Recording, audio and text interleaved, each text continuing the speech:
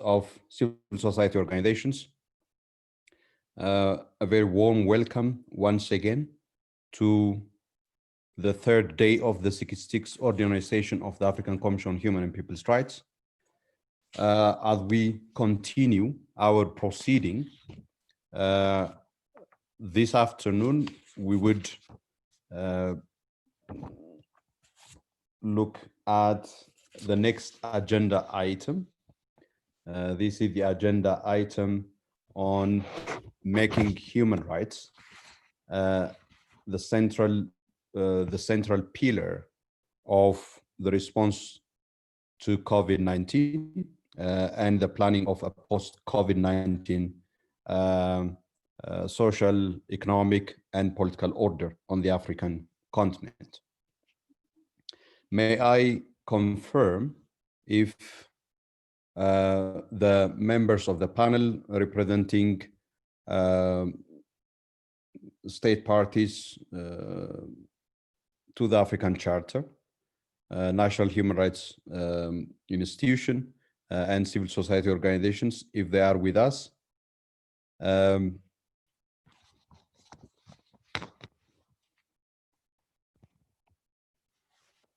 I have confirmation if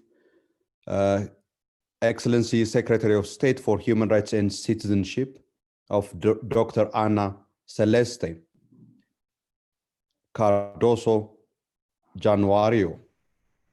Okay, thank you very much. Very warm welcome. Very warm welcome. This is Dr. Ana, who is representing the Minister of Justice and Human Rights of the Republic of Angola. May I also confirm if we have with us Dr. Bernard Mogesa.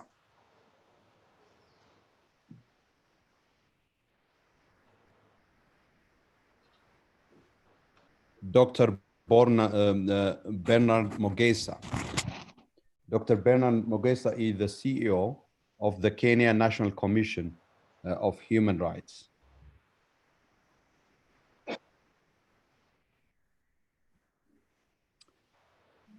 Okay, we will await Dr. Mogesa to join us. May I also confirm if Mr. Ibrahima Kane is with us?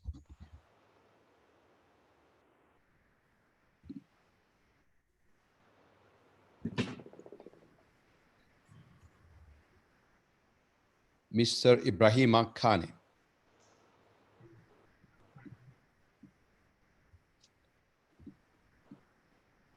I don't see Mr. Ibrahima Kane. The next is, I think I see Mr. Arnold Tunga. He has joined us, he's with us. And the last one is Professor Chidi Odinkalu. Professor Chidi, are you with us? Okay, colleagues, since the appointed time for starting this panel was for 11:15 GMT, perhaps it would be good if I request that we wait for the other members of the panel to join us.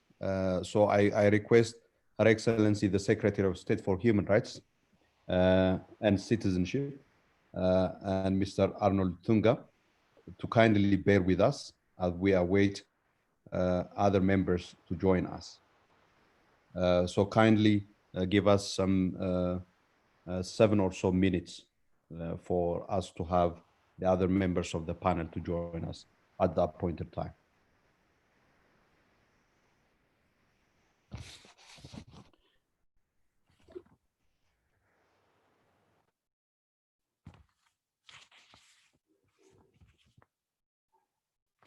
In the meantime, may I ask if we have the Minister of Justice and Constitutional Affairs of Tanzania?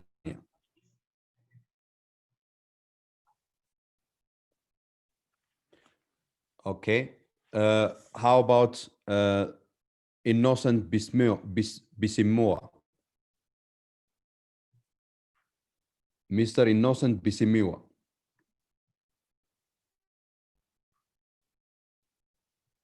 Okay, Mr. Innocent, if you are with us and um, if you are connected well to our system, kindly take the floor and present your statement.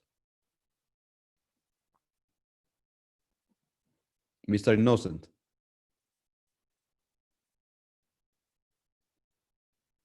I see an indication that Mr. Innocent is with us. No? Okay. Mr. Innocent, I think you have to um, unmute the mic and put the video on.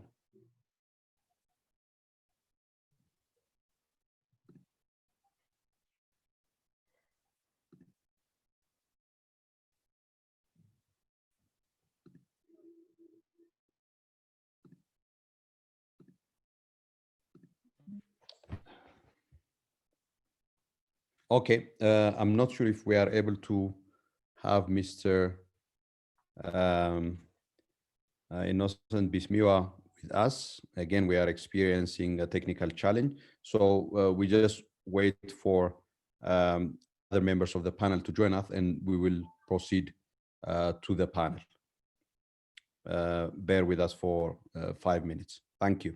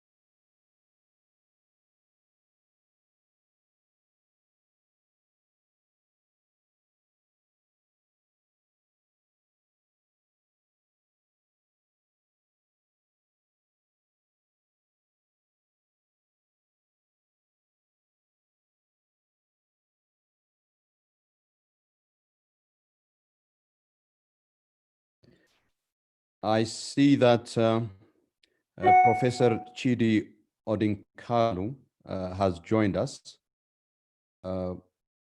We are waiting for Mr. Ibrahima Kane to join us.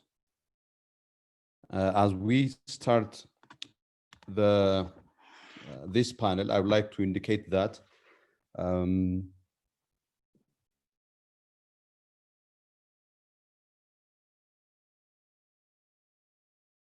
states, NHRIs and civil society organizations are allowed to take the floor after the presentations by the members of the panel.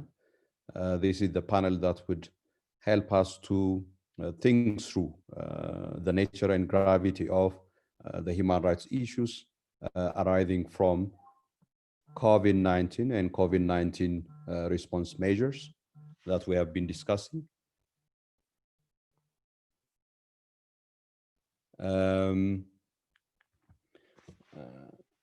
That we have been discussing. It is also a panel that will help us to think through how best and differently we should approach the nature and gravity of the human rights challenge that we face in this extraordinary context of the COVID-19 pandemic and the various socioeconomic and political challenge and issues that it had given rise to, or it has excavated and brought to the center of policy debate and discussion.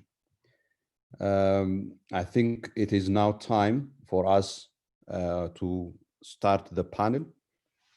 I would like to recognize with appreciation the presence with us of a very high-powered and distinguished panel. I'm very pleased to have different sectors of our stakeholders represented in this panel. I'm not really sure if Dr. Bernard Mogesa has joined us. We very much look forward to the intervention from Dr. Bernard Mogesa, who is CEO of the Kenya National Commission on Human Rights, on the role of national human rights institutions. But the first would be Her Excellency the Secretary of State for Human Rights and Citizenship, Dr. Ana Celeste Cardoso Janorio, representing the Ministry of Justice and Human Rights of the Republic of Angola. Thank you very much, Your Excellency, for joining us. We also have with us Mr. Arnold Tunga, who is the Director of the Africa Regional Program of the International Commission of Jurists. Mr. Arnold, thank you for joining us, for accepting our kind invitation. We also have Professor Chidi Odinkalu, Senior Managing Legal Officer of Open Society Justice Initiative. Professor Odinkalu, thank you for joining us as well. I will just make some remarks to get us started and why this panel and the focus of our session is important. The COVID-19 pandemic as a biomedical public health issue poses grave threat to the health and life of people. It is most infectious. It causes serious illness. It is also deadly. Its arrival and spread on our continent has been slow. Yet it is spread, and the speed of the spread on our continent is gaining alarming pace. With no vaccine to treat it, COVID-19 continues to pose one of the most serious threats to the health and life of people. It is a major threat, posing a challenge to the rights to health and life of our people. But the fact that COVID-19 is highly infectious and deadly doesn't by itself alone make it a threat to health and life. What has made COVID-19 vicious is the conditions of vulnerability affecting the majority of people on our continent. The conditions of poor health systems, absence of social protection, structural inequalities, among other factors of vulnerabilities. The mass of our people on the continent lack access to basic healthcare services. Millions live in highly congested spaces. They live in a life stripped of dignity with no access to water, sanitation, education, decent housing. The vast majority of people on our continent, mostly women, depend on the informal economy based on performance of daily economic activities as petty traders of goods and services and daily laborers.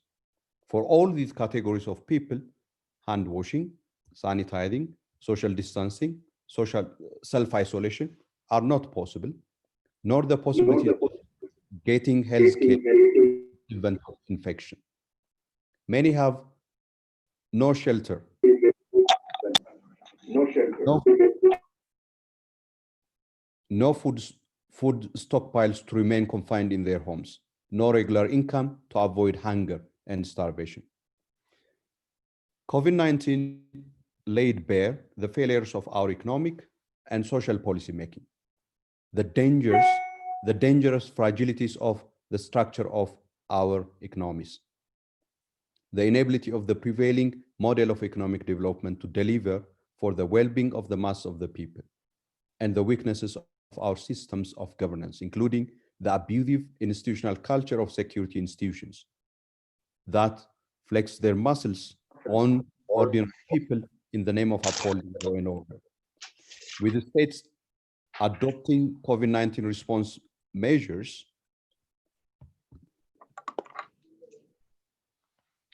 we have come to witness the emergence of a wide range of human rights issues affecting large number of people, most particularly the most vulnerable among us.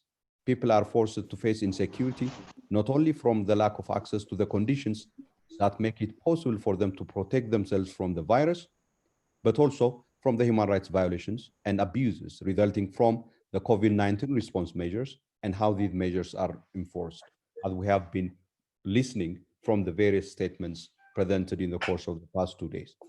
In the context of these structural, socioeconomic, and governance fragilities and weaknesses, various COVID-19 response measures have exacerbated existing conditions of vulnerabilities and inequalities and created new dimensions of social, economic, and political inequities. The result is that tens of millions of people are being pushed to extreme poverty. Many more are losing their jobs and sinking into poverty. Women and girls have come to feel the full weight of gender oppression and structural violence of patriarchy as their reproductive work burden sharply increases, as they face unprecedented spike in gender-based violence and sexual violence, as their access to sexual and reproductive health gets compromised. The youth, who account for the sizable portion of the population on the continent, now face a bleak prospect with very limited or no socioeconomic opportunities. Also affecting many people are racism. As countries resort to hoarding and protectionist measures of limiting the market of medical supplies relating to COVID-19, Africa has experienced restrictions of access to diagnostic testing kits and therapeutics. There is concern, and legitimate concern, that Africa once again may be put at the end of the queue when vaccines are discovered, if such vaccine is not discovered and produced at affordable price on the continent. Amidst all of the foregoing, the climate emergency continues to rage on across the world and on our continent. Countries have been affected by severe weather events, including flooding and cyclones, and parts of the continent continue to experience expansion of desertification, destroying livelihoods, and increasing intercommunal tension over scarce resources. The locust invasion is destroying crops and sources of food in East Africa, exposing millions of people to food insecurity and starvation. All of the foregoing show that we are, to quote from the report of Philip Alston, at an existential crossroads. As we respond to COVID-19 and plan for a post-COVID-19 socioeconomic and political order on the continent, we can't afford to underestimate the gravity of the challenge we face. Indeed, what we face is a generational challenge. What we face is the defining human rights issues of this era. Both the structural vulnerabilities and the emerging challenge necessitate that we probe and indeed we put on trial the nature of our social and economic policy making, the nature of the economic development model that have come to a dead end, and the nature of our system of governance. To help us unpack these defining human rights of our era, we are joined by the panelists that I have mentioned earlier on. We would start to receive first the presentation from Her Excellency, the Secretary of State for Human Rights and Citizenship of the Republic of Angola. Your Excellency, Dr. Ana Celeste Cardoso Januario, you have the floor, please.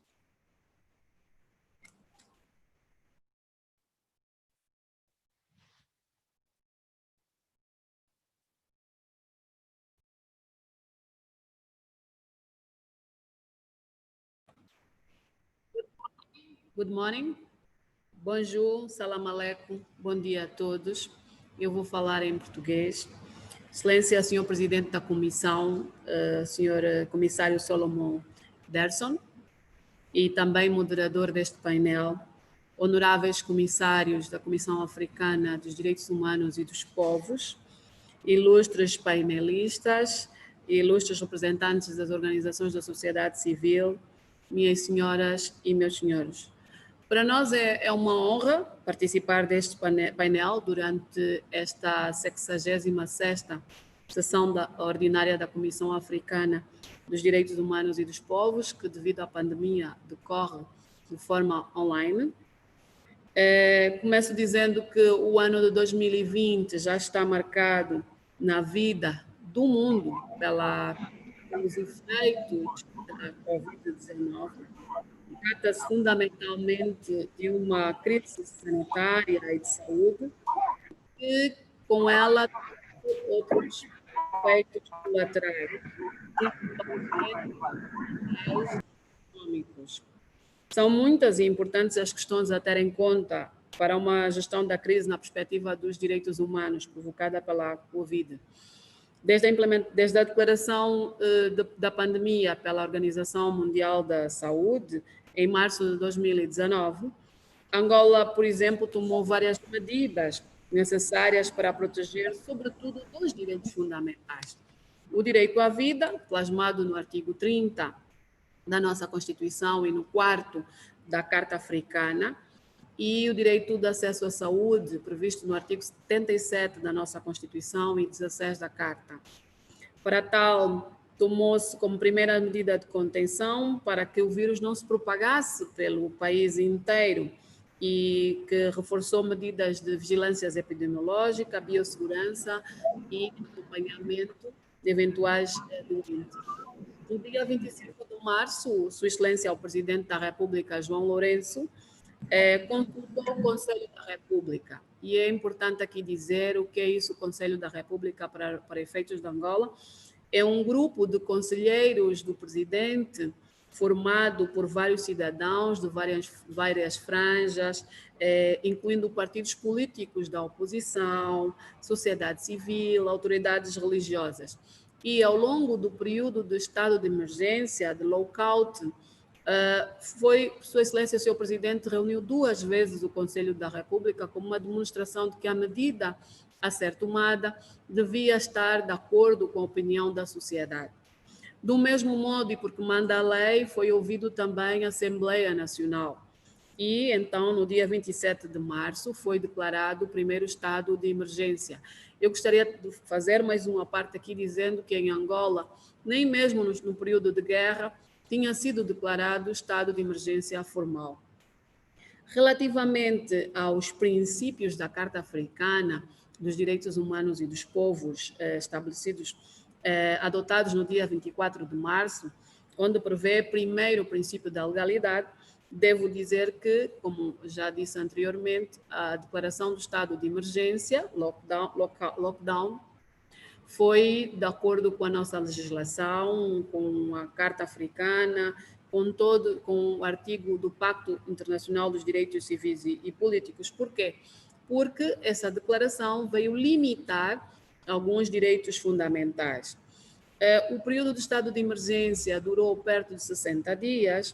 Esta medida foi tomada não só por Angola, mas por outros países, sendo que alguns optaram por um encerramento maior, outros por estados de situação mitigada, um lockdown mitigado ou situação de calamidade, de acordo com a legislação dos países.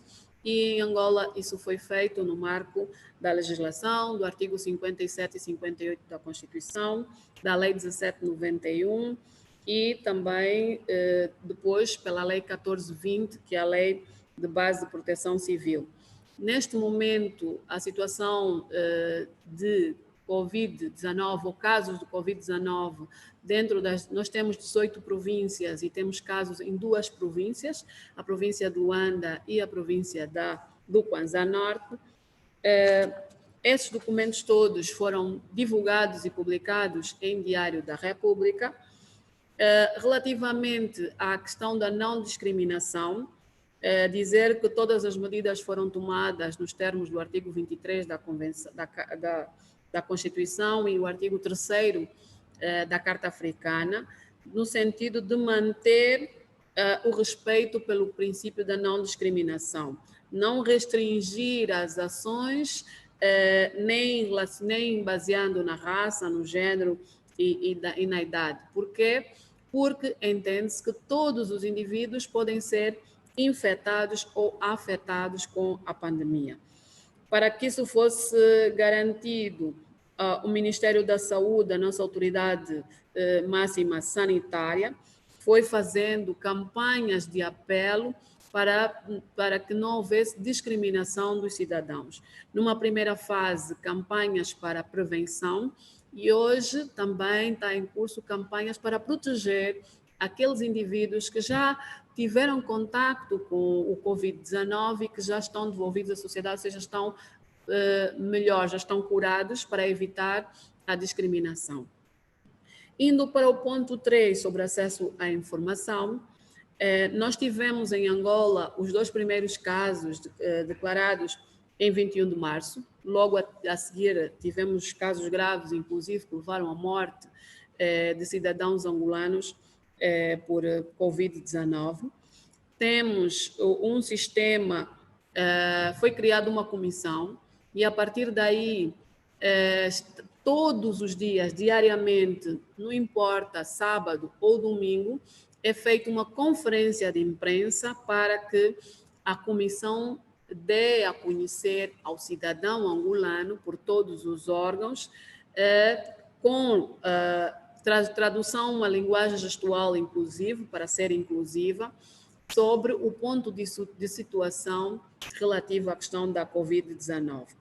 Também há um programa de prevenção e combate, uma campanha grande de divulgação sobre as medidas que devem ser tomadas, o uso das máscaras, a lavagem das mãos, e que foi também abraçada pelas diferentes empresas de comunicação que fizeram, junto com artistas, fazedores de opinião, jornalistas, deram a sua cara para ensinar a população e apelar para que houvesse medidas de prevenção sobre a Covid-19. Também a nível local, porque sabemos que nem em todo lado nós temos problemas de água corrente, foram estabelecidos mecanismos tradicionais adaptados à nossa realidade para o uso, para facilitar a lavagem das mãos e o uso de máscaras, inclusive ensinar como é possível fazer máscaras artesanais para as pessoas que de alguma forma não têm muito recursos. A Polícia Nacional também realizou campanhas alertando sobre o risco das informações por causa das fake news e um alerta para a necessidade, durante esse período, que fosse adotadas medidas claras sobre o que é isso, Covid, e passar informações certas. Os nossos principais órgãos de informação de massa, as televisões e as rádios, também alteraram a sua grelha de programação no sentido de informar o cidadão sobre a Covid-19. Essas campanhas envolveram homens de cultura, homens de arte, teatro, os próprios jornalistas também. A nível das redes sociais também foram organizadas várias lives, várias conferências, no sentido de facilitar o acesso à informação sobre a pandemia. Relativamente ao ponto 4, primazia das medidas oportunas de prevenção, contenção e garantia de implementação das medidas. Como já disse, depois de declarado o estado de emergência, foi criado também uma comissão, foi aprovado um plano de contingência, que é muito importante, porque nenhum país estava à espera que essa situação de pandemia ocorresse, e estabelecemos então esse plano de contingência no sentido de evitar que a Covid se espalhasse por todos. A nível das cidades, foi estabelecido pontos de acesso para a lavagem das mãos, regulamento sobre os preços, não é? Foi preciso fazer uma intervenção relativamente aos preços dos produtos desinfetantes, sabão, e mesmo uma intervenção na água que é fornecida por privados. Relativamente aos desafios implementados, foi estabelecidos vários contactos e várias reuniões com diferentes atores no sentido de fazer informação, sensibilização com as comunidades. Isso motivou um envolvimento não só a nível central, mas também envolvimento a nível local. Quanto à proteção dos grupos vulneráveis, foram tomadas diversas medidas de proteção dos grupos vulneráveis.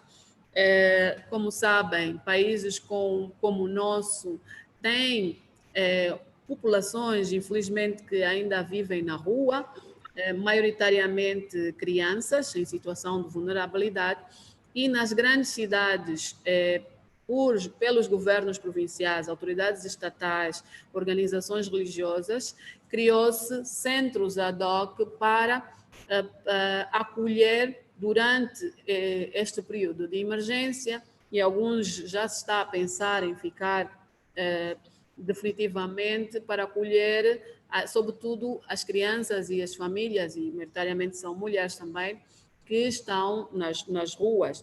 E então, segundo os dados do Instituto Nacional da Criança, foi possível acolher 1.600 crianças em todo o país, que foram transferidas das ruas para centros de apoio com alimentação e cuidados. Relativamente à questão da violência doméstica, cujas nossas estatísticas também referem-se preocupantes, foram implementadas e aumentadas várias campanhas de prevenção, foi reestruturada a linha de apoio à criança. Como sabemos, durante um período de confinamento, é um bocado mais difícil para as pessoas fazerem denúncia. Por quê? Porque vítimas e agressores coabitam no mesmo meio. E então reforçou-se o sistema de denúncia através do canal do chamada gratuita SOS Violência contra a Criança, que é o 15015. Relativamente à questão dos grupos de migrantes e refugiados, foi feito um decreto que permitia que as pessoas que tinham os documentos caducados permanecessem em território nacional sem nenhuma intervenção das autoridades, independentemente de estar em situação regular ou irregular, uma medida de facilitação e de evitar que os migrantes com documentos de alguma forma caducados pudessem ser autuados pelas autoridades migratórias, ou seja, autoridades migratórias deixaram de fazer a sua ação relativamente à verificação dos documentos de legalidade, quer seja para migrantes em situação regular, quer seja também para migrantes em situação irregular. E mesmo para os nacionais, os documentos que perderam a validade durante aquele período, foi feito um decreto para validar os documentos, uma vez que muitos dos cidadãos podiam ter dificuldades em acessar os documentos. Foi proibido pela polícia, qualquer tipo de polícia, ação de demanda de documentos, protegendo não só os migrantes regulares, mas também os irregulares. Foi estabelecido um programa de apoio aos refugiados requerentes de asilo e pessoas em situação de vulnerabilidade, com apoio através de cestas básicas. Também foi feito um centro ad hoc para acolher os idosos que não têm famílias e que se encontravam em situação de abandono na rua ou em centros, de forma a protegê-los da propagação do vírus. Relativamente à prisão e outros lugares de detenção, também na senda de proteção dos direitos dessas pessoas, o sistema judicial angolano, através do Conselho Superior da Magistratura Judicial e da Procuradoria-Geral da República, criou uma comissão que envolveu também a Ordem dos Advogados de Angola e o Ministério da Justiça, no sentido de analisar todos os processos de população detida a nível nacional. Deste procedimento e deste tratamento, resultou a soltura de perto de 4.000 pessoas que se encontravam em situação de detenção, sendo que a província de Luanda foi aquela que teve um número maior de pessoas que foram postas em liberdade decorrente para evitar os aglomerados e proteger a população. Madam, I just want to indicate that you are running out of time. If you conclude. Ok, thank you. Vou tentar ir mais rápido. Relativamente à questão da saúde, foram estabelecidos hospitais de campanha a nível de todo o país, sendo Luanda beneficiou não só de 2 hospitais novos, mas também de uma pediatria nova com capacidade para 1.200 camas. Foi estabelecida uma campanha para apoio às populações mais carentes. Houve, por causa da questão da informalidade da economia e das pessoas que são comerciantes, houve, ao longo do período todo, a manutenção do período para a venda e estabeleceu-se um sistema de fortalecimento da proteção social do cidadão. De uma maneira geral, já para concluir, a nossa Estratégia Nacional dos Direitos Humanos prevê um mecanismo nacional interno em que o cidadão que vê o seu direito violado possa fazer denúncia e nós, a nível do Ministério da Justiça, pudermos fazer o acompanhamento. Minhas senhoras e meus senhores, seus comissários, espero não ter roubado muito tempo. Queríamos fazer uma passagem por todos os princípios indicados pela vossa comissão e as medidas que foram tomadas pelo governo de Angola. Obviamente, nem tudo correu bem, houve algumas situações de violação dos direitos humanos, temos que assumir, sobretudo a atuação por parte dos órgãos de defesa e segurança. Só para ter uma ideia, ao longo desse período tivemos perto de 200 processos contra oficiais das Forças Armadas e agências da polícia, seguindo sempre aquele princípio internacional de direitos humanos de não impunidade. Minhas senhoras e meus senhores, muito obrigada.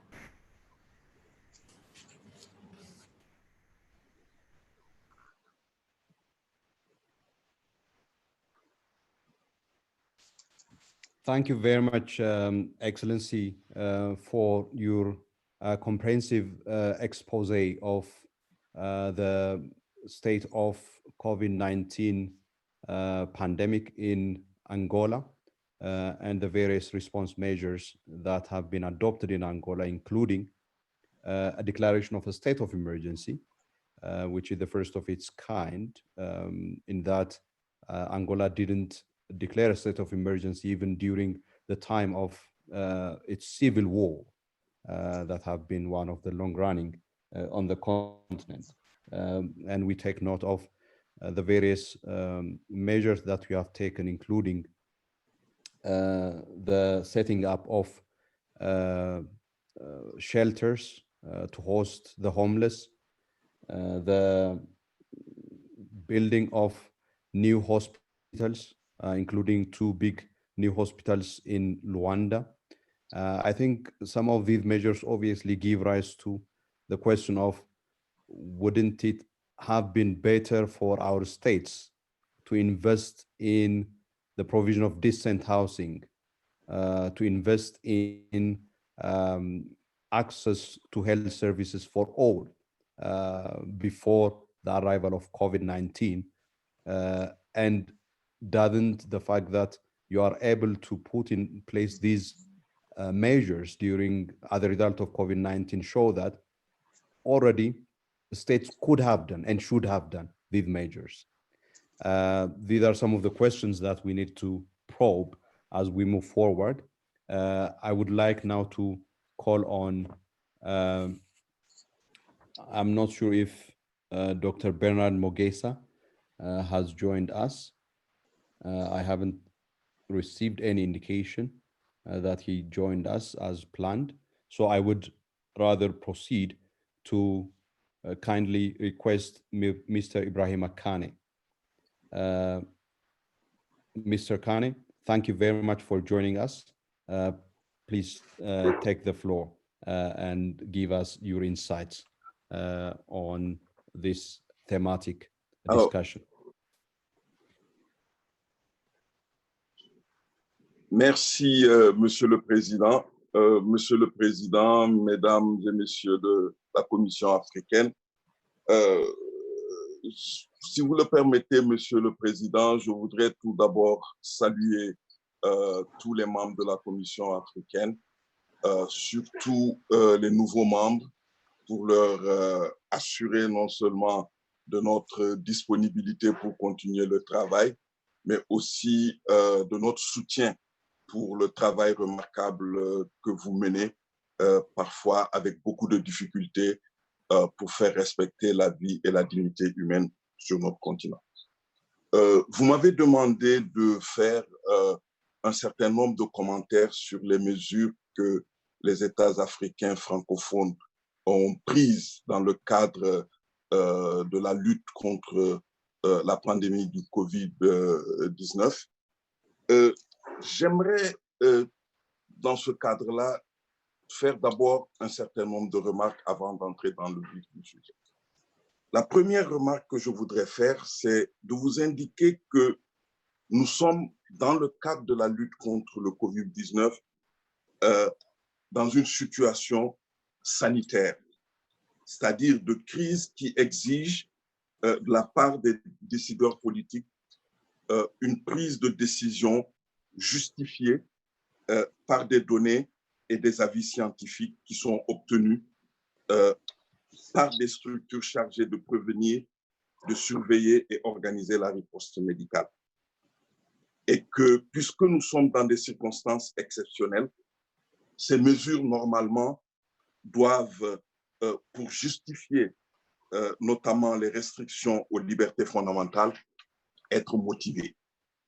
Motivées dans le sens que ces mesures devraient avoir une finalité légitime et que ces mesures devraient être proportionnelles, c'est-à-dire nécessaires pour faire face à la maladie, adaptées aux circonstances de lieu et de temps pour lesquelles elles ont été édictées et aussi proportionnées aux risques encourus. Alors, de façon générale, on doit aussi dire que l'Afrique, d'un point de vue chronologique, a été la 3e région du monde affectée par la pandémie. Elle a d'abord commencé en Asie, elle est partie en Europe, elle a atteint le continent africain et pour se répandre ensuite sur le continent américain. Que lorsque la pandémie arrivait sur le continent africain, on avait beaucoup plus d'informations sur la pandémie que ne l'avaient les Européens qui ont aussitôt après l'infection de l'Asie été touchés. Cela est d'autant plus important que ça permettait aux dirigeants africains d'ajuster la riposte en se basant non seulement sur des données scientifiques qui ont été déjà récoltées, mais en tenant aussi en compte les réalités du terrain.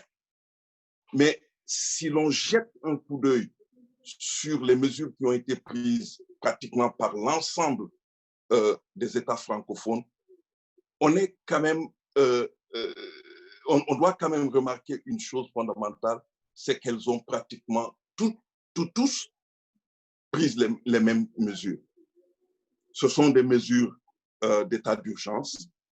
Ce sont des mesures qui visent à faire en sorte que l'exécutif obtienne du Parlement une loi d'habilitation qui lui permet de prendre pendant une période déterminée un certain nombre de mesures sans avoir recours aux règles normales de l'état de droit. Et ce sont des mesures à caractère économique qu'on appelle généralement fonds de riposte et de solidarité pour aider un peu à une résilience de l'économie. Et ensuite, enfin, ce sont des mesures spécifiques qui ont eu un impact sur les droits civils, économiques, sociaux et culturels. Alors, ce qui est important de noter, c'est que la première mesure qui a été prise était une mesure d'état d'urgence. L'état d'urgence, la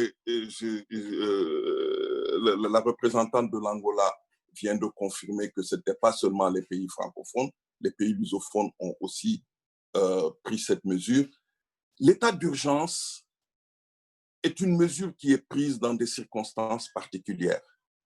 Lorsque les institutions de la République, lorsque la situation politique nationale est en danger, le gouvernement se donne les moyens de remettre, de régler cette situation politique, de régler cette situation sécuritaire de façon à pouvoir permettre un retour à une vie normale. Le COVID-19 ne nous a pas posé ce genre de situation. C'était d'abord une crise sanitaire à laquelle il fallait apporter des solutions sanitaires. Tel n'a pas été le cas de la plupart des États francophones, puisque les mesures qui ont été prises dans le cadre de l'état d'urgence, c'était des mesures coercitives, c'était pratiquement des mesures attentatoires aux droits de la personne humaine. C'est l'interdiction pour les personnes de circuler, puisque toutes ces mesures ont été accompagnées de couvre-feu, parfois on dirait même un couvre-feu nocturne, et dans beaucoup de pays, des couvre-feux diurnes, puisque dans certains pays, le couvre-feu commençait à partir de 17h ou de 18h. Et en plus d'interdire la circulation des personnes, ces mesures sont allées jusqu'à interdire les réunions, la liberté de réunion, la liberté de culte, la suspension d'un certain nombre de services publics, comme le service public de la justice. Je reviendrai un peu sur ça. L'interdiction de visite aux prisonniers, et donc ne pas permettre que les procès puissent se dérouler. Et ensuite, il y a eu un certain nombre de mesures qui avaient été prises aussi, ce sont parmi les dernières, des mesures concernant la collecte des données personnelles. Alors, en plus de ces mesures qui sont liées directement à l'état d'urgence, d'autres mesures ont été prises dans ce cadre-là et qui ont particulièrement touché les femmes et les enfants. Pour les enfants, si le premier droit à être affecté a été le droit à l'éducation, dans beaucoup de pays francophones, surtout de l'Afrique de l'Ouest, il y a un très grand nombre d'enfants qui vivent dans la rue. On les compte par milliers ou sinon par millions.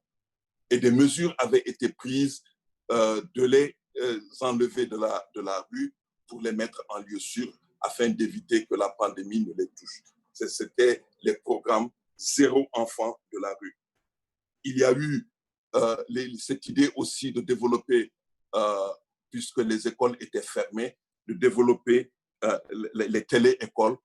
Mais ces mesures n'ont pas fait florès parce que simplement, dans beaucoup de ces pays, il n'y a pas d'électricité.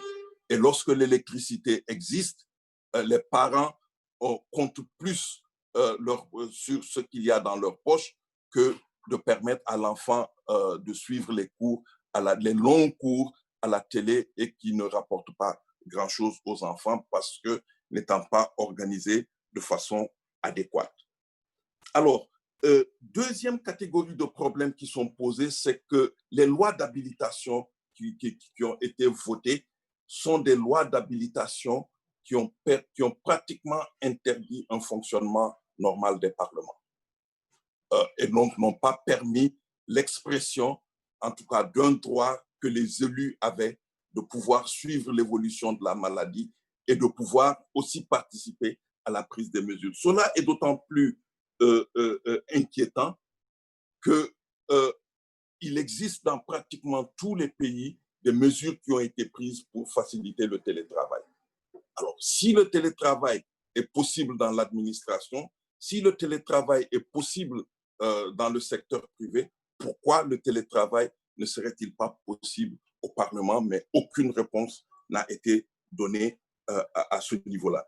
J'allais oublier un point important concernant les catégories qui avaient fait l'objet, qui ont connu des difficultés importantes dans cette période. Ce sont les femmes, les réfugiés et les migrants. Pour ce qui concerne les femmes, la première chose qu'on constate, c'est que dès que les mesures d'état d'urgence ont été prises et que le couvre-feu a été imposé et que des restrictions ont été imposées au mouvement des personnes, ce sont les femmes qui ont été les premières victimes parce qu'il y a eu une recrudescence énorme des violences basées sur le genre. D'abord, le nombre de viols, le nombre de violences à l'intérieur des maisons exiguës, et surtout la difficulté que les femmes qui sont dans beaucoup de ces pays chefs de famille de pourvoir aux besoins de la famille, puisque ces mesures, comme je vous l'avais dit tout à l'heure, sont allées jusqu'à la fermeture des marchés, jusqu'à l'impossibilité pour toutes les personnes qui œuvraient dans le secteur informel de pouvoir continuer à avoir une activité professionnelle qui lui permettait d'avoir des ressources. Donc, d'un point de vue économique, ceux qui ont le plus souffert de cette pandémie, ce sont les femmes, qui, en plus de cela, ont été victimes de violences basées sur le genre. Tout à l'heure, la déléguée de l'Angola a parlé des mesures qui ont été prises en direction des réfugiés et des migrants. Je dois dire que dans la quasi-totalité des pays francophones, et je dirais même dans la quasi-totalité des 55 pays africains, il n'y a eu aucune mesure qui a été prise dès que la maladie s'est présentée dans ces pays contre ces catégories-là. Ce n'est que vers le 20 juin, ce qui est tout à fait récent, lorsqu'on peut se préparer à célébrer la journée du réfugié africain, que certains de nos États se sont rappelés au bon souvenir des réfugiés et des migrants pour leur montrer une certaine attention, une certaine activité. C'est vous dire à quel point ces catégories-là ont souffert de cette situation, et cette catégorie-là. Mr. Ibrahima, if you could conclude, Monsieur le Président. D'accord, je voudrais terminer ça. Alors, Monsieur le Président, une des caractéristiques, une des choses à laquelle la Commission africaine devrait s'atteler, c'est aider les États africains à mettre en place des législations concernant la gestion des pandémies. Parce qu'il n'en existe pratiquement pas. Parce qu'il n'existe pas de mesures contre les pandémies, en tout cas de loi pour la gestion des pandémies, on a eu recours à des lois exceptionnelles.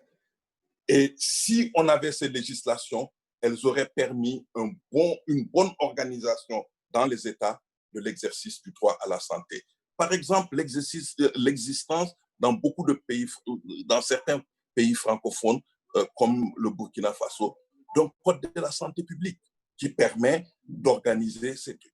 Deuxièmement, il me semble qu'il est important que les États arrivent aussi à mettre en place dans leur législation des systèmes qui permettent d'assurer une protection sociale des catégories vulnérables.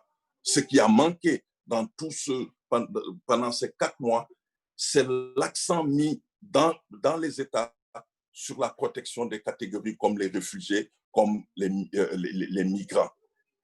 Et surtout, certains États ne sont pas allés très loin dans les mesures qui leur auraient permis de vraiment régler une bonne fois pour toutes la question des enfants de la rue. Donc, je vous pose ces problèmes en espérant que dans les délibérations que vous aurez en session privée, vous pourrez élaborer un certain nombre de directives qui permettront aux États de vraiment commencer à mettre en œuvre le droit à la santé, pas seulement en termes de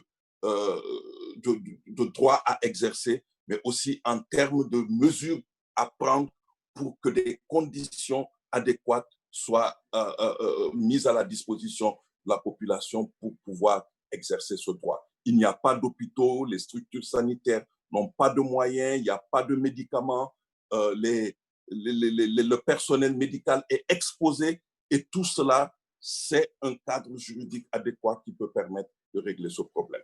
Voilà, Monsieur le Président, ce que je voulais dire en guise d'introduction aux discussions que nous allons avoir tout à l'heure sur la question. Merci. Merci beaucoup, Ibrahima, for giving us this expose of the set of measures that have been adopted by countries, particularly Francophone countries, and the nature of these measures, the impact of these measures on the enjoyment of various rights, and particularly also highlighting the extent to which these COVID-19 response measures complied with the fundamental principles of legality, necessity, and proportionality in terms of their impact on various categories of people and also various categories of rights.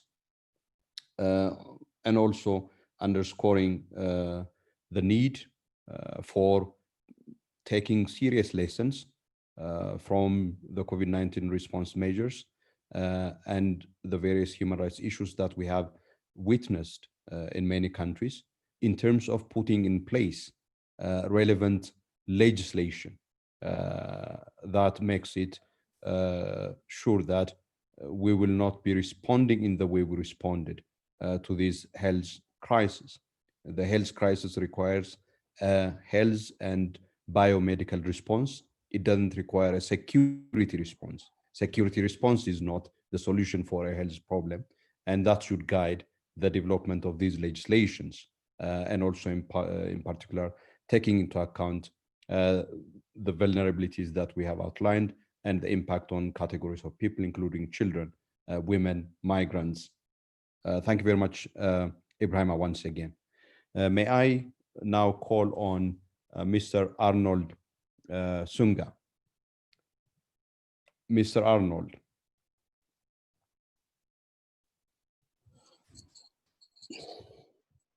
Thank you.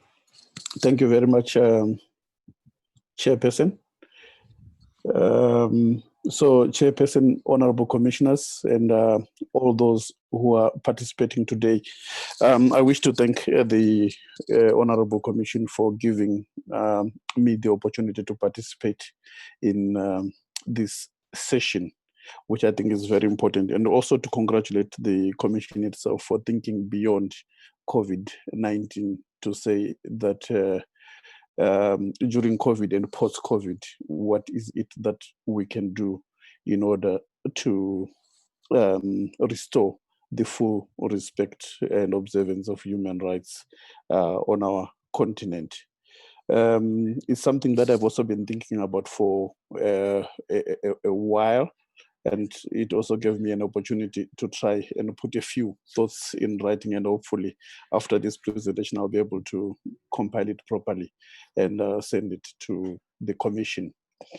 Otherwise, I think it seems settled listening to the presentations that the COVID-induced partial and full national lockdowns and other restrictive measures, such as curfews and military deployment in many African countries, which also happened down here in Southern Africa, squeezed the civic space and undermined the rule of law, severely limiting freedoms of movement and assembly and information and expression.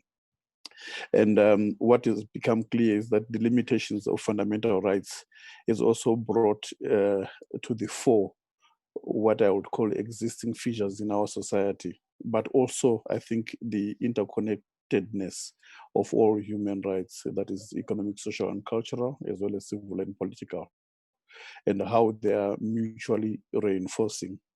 The COVID measures themselves have had a disproportionate impact, as has been alluded to by my brother Ibrahim, on the poor, and in particular informal traders and women. In Southern Africa, my brother Deplos Muchena, who works with Amnesty International, is advised in a conversation that the informal trade in Southern Africa accounts for between 17 and $20 billion annually, and that with the lockdown measures, this informal economy has literally been liquidated by these lockdown measures, resulting in not just a health pandemic, but a human rights violations pandemic, as well as an economic pandemic that is going to result in serious humanitarian catastrophe. So the approach I would suggest for the Commission, as well as for civil society that is has got status or observer status with the Commission, is that was proposed by Professor Thuli Madonsela in one of the webinars when I listened to her speaking. She said that one of the problems that we have had as a result of the policy formulations by many of our governments is that the responses have treated citizens as the problem and not as part of the solution. And so the issue is now, how do we ensure that post-COVID-19 dispensation, some of these temporary restrictive measures and attitudes might actually become the new normal, which then undermines the building of just democratic, economically viable, and successful African societies. So I think that is what the African Commission, as well as civil society that has got observer status, need to work on in a very systematic manner. So I asked myself, what would be it that needs to happen? So we would need to protect the pre-COVID democratic gains that the Africa has achieved, in terms of the African Union, its Constitutive Act, the instruments on human rights that have been adopted that are very progressive, if only they can be implemented. Because one of the problems has been the failure to systematically implement our human rights standards, creating a gap between the standards and the practices. And we need to be able to then say, how do we protect the civic space by fully implementing and in some instances ratifying the letter and spirit of some of the important human rights instruments, not just the African Charter, but the African Charter on Democracy, Elections, Good Governance, as well as the Maputo Protocol. So I think the platform that the African Union, the Commission has created is a very useful space that the convergence around a minimum message of how to restore the pre-COVID-19 human rights dispensation needs to be reflected upon through programmatic action by both the African Commission, but also the civil society groups that have got observer status. And what sort of message should we be zeroing around as a minimum rallying and anchoring message for the AU member states, for the regional economic communities, for civics, and the need for evidence to rally around that message? So I think the core message is that COVID-19 is the problem, not the people of Africa. And we should not erode democratic progress that has been made on the continent by making permanent these temporary restrictive measures that have been imposed in order to curb COVID-19.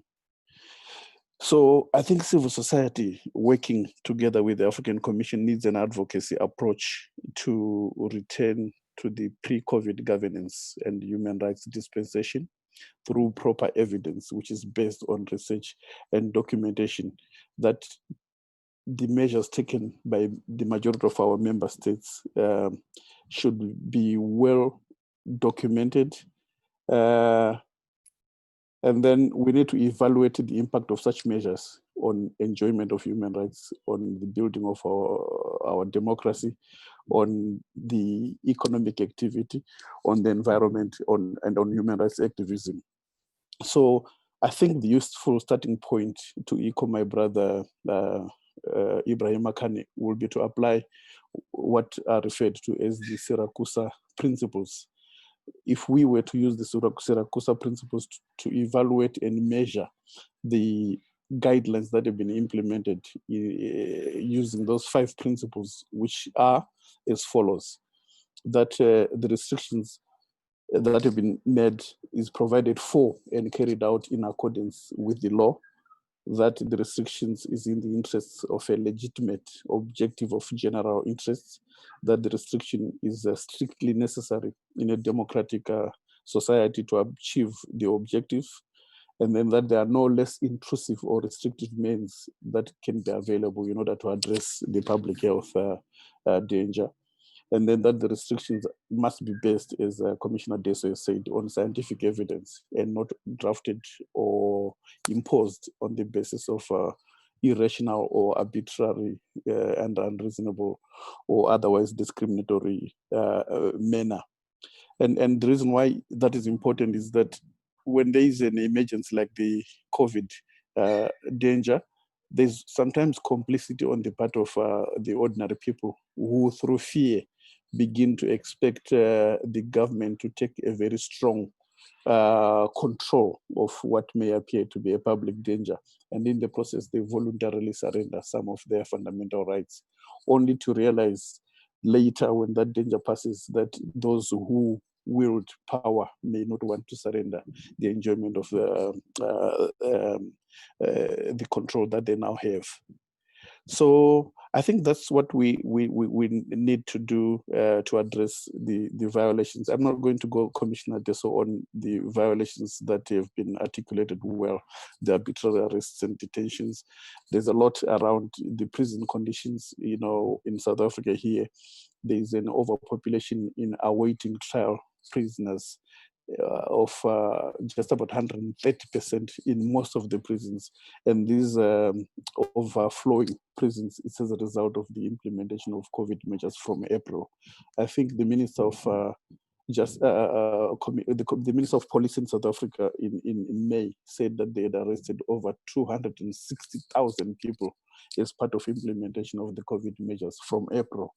And so the prisons are full. In Zimbabwe, they were saying that they arrested more than 62,000 people between April and now. So I think there's a way in which these measures are criminalizing people who try to go out to make a living.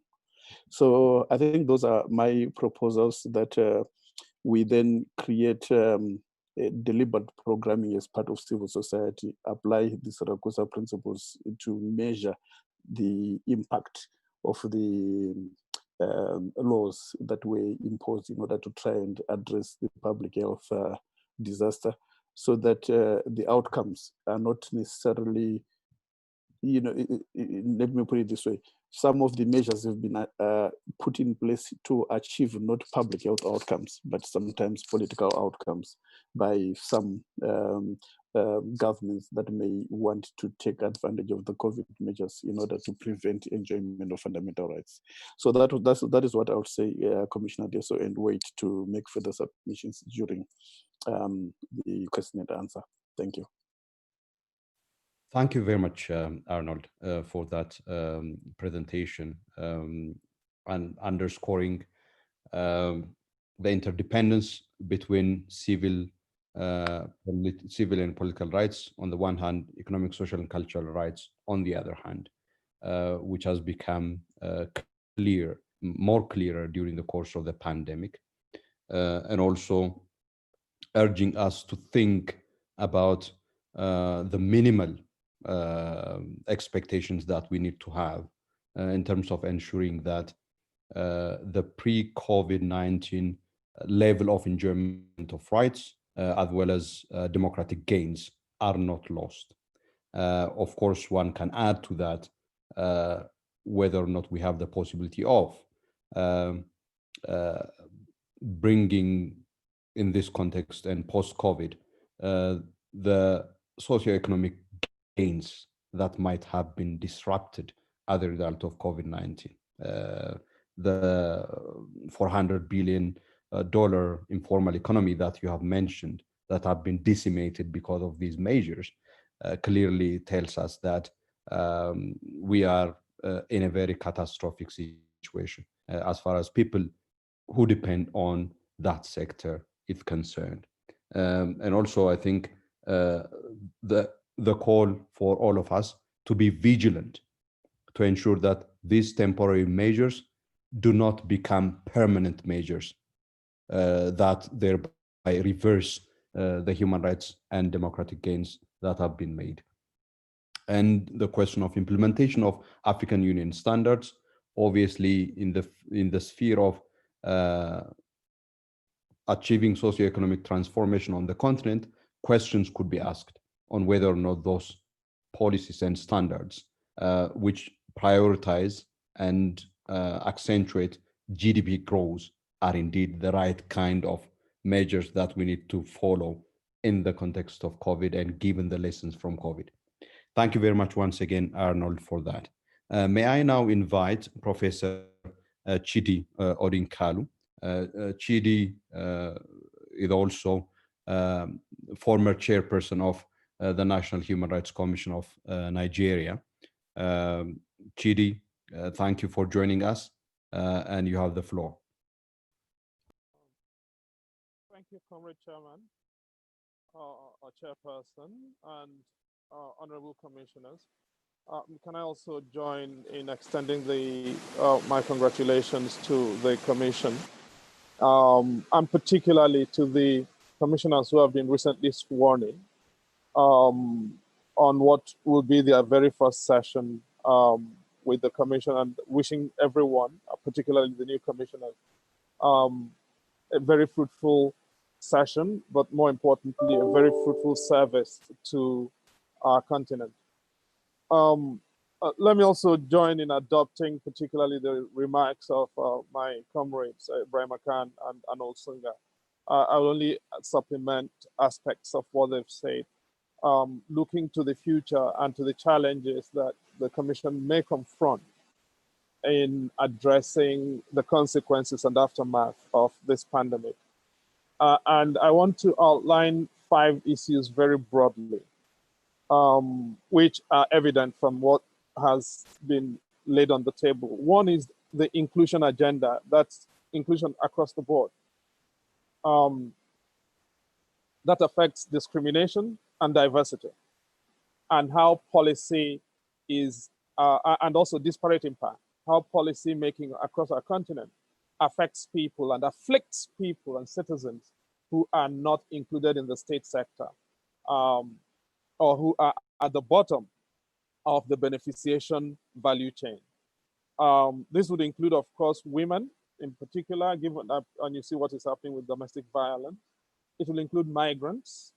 It will include the poor people. You know, we are being invited. This is a pandemic in which people are being invited to wash their hands, and yet in many of our countries, water hunger is somewhere about 60% or more. In some countries, it's as high as 90%. So the poor people can't even have access to basic water to wash hands. And yet we have presidents who are washing their hands on TV and trying to tell us to do the same. I'm not even getting to hospitals. If we can get basic sanitation to begin with, that will, and primary healthcare facilities, not hospitals, just preventative healthcare facilities, that will be a beginning. How do we address, therefore, a more robust inclusion agenda? Because one thing that is evident from this pandemic is inclusion is a major problem. And as long as you're excluded from the state sector, you're more likely, and from participation and from citizenship and its benefits, you're more likely to be a victim of this. The second thing is governance of the security sector. Again, the securitization of this pandemic has been an issue, making citizens the problem rather than the solution, as Arnold has very eloquently stated. You ask yourself the question, why is that so? The reality is that in most of our countries, the only response to problem is the gun, the bullet, or prison. Our governments are used, sadly, if I may say so, to problems they can either shoot or imprison. But you cannot shoot a virus or detain it. And therefore, we're having problems. Because we cannot shoot the virus or detain it, we are shooting the people whom the virus is more likely to kill. I come from a country, the Federal Republic of Nigeria, where at a point, the security agencies had killed more people than, as a matter of fact, the virus had.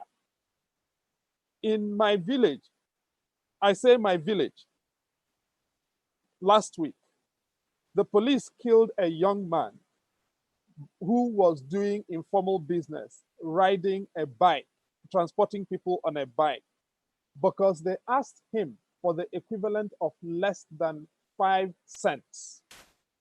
The equivalent of less than 5 cents as bribe while he was doing this legitimate business.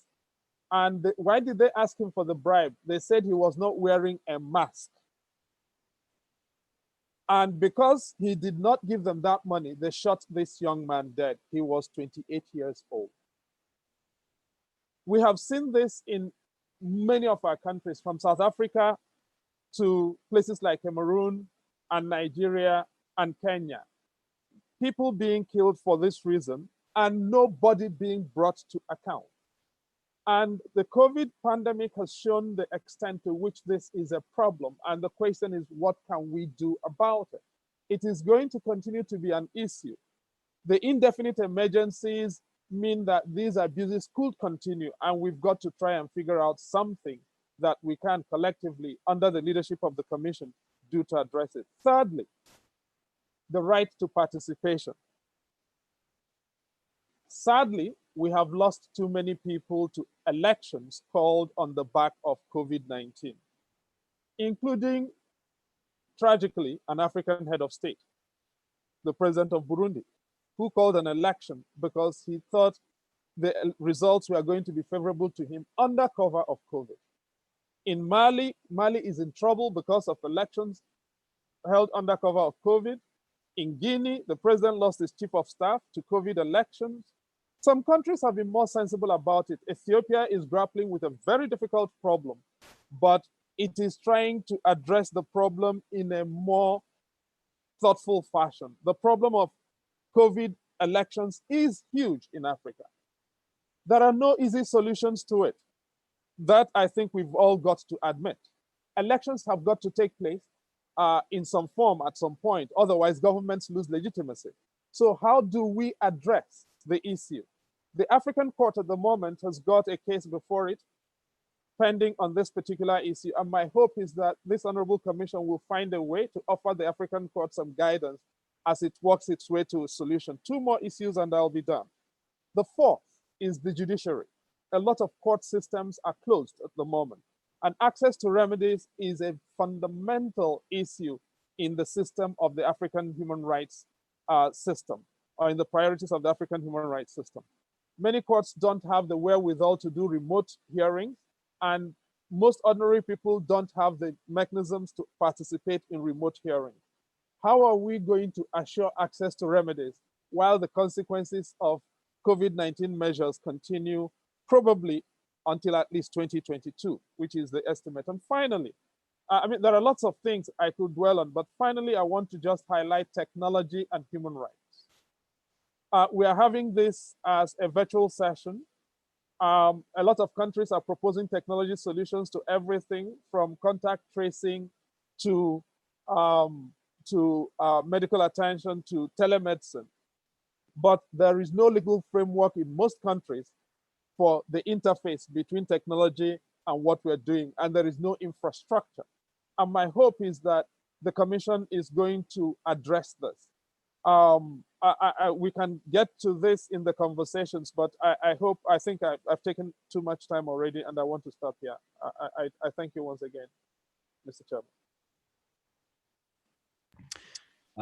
Professor Chidi Odinkalu, thank you very much for your presentations, providing us with 5 issues to think through as we grapple with this major question of how to make human rights a priority in the process of responding to COVID-19 and in planning a post-COVID-19 socioeconomic and political governance order in Africa, inclusion agenda, governance of the security sector, right to participation, the role of the judiciary in giving access to remedy, and the impact of COVID-19 in limiting that, and the result, the enthusiastic embrace of technology by our countries, whether or not we can solve the structural issues facing us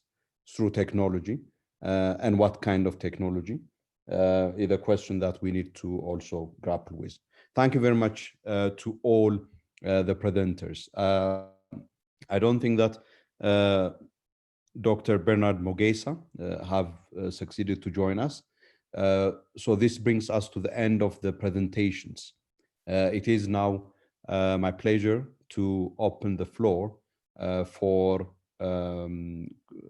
comments, questions, and then we'll go back to the presenters for their feedback. As I indicated earlier on, members of the Commission, states parties, representatives of states parties, representatives of NHRIs and civil society organizations may wish to take the floor and provide further insights through questions and comments on the presentations made so far.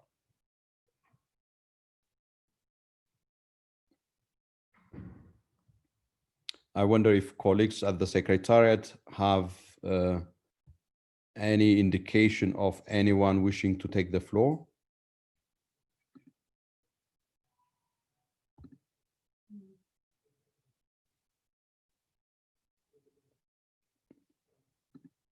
Honorable members of the Commission who may wish to take the floor.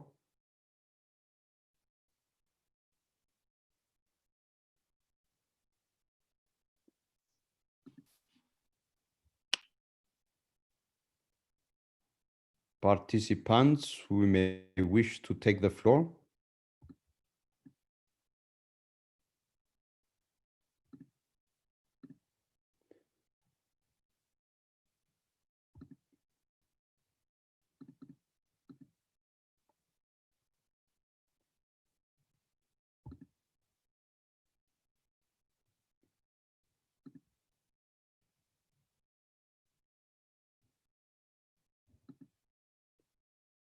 I don't see indications.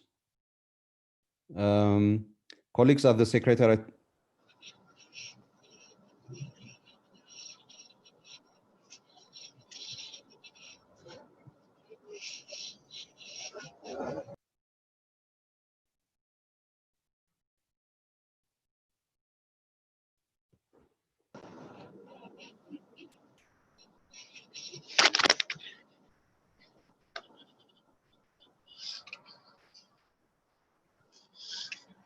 Etwell, do you have? Yes, Commissioner, we have one, Mr. Alessius. Okay, okay. Thank you. Hello, Honorable Chairperson.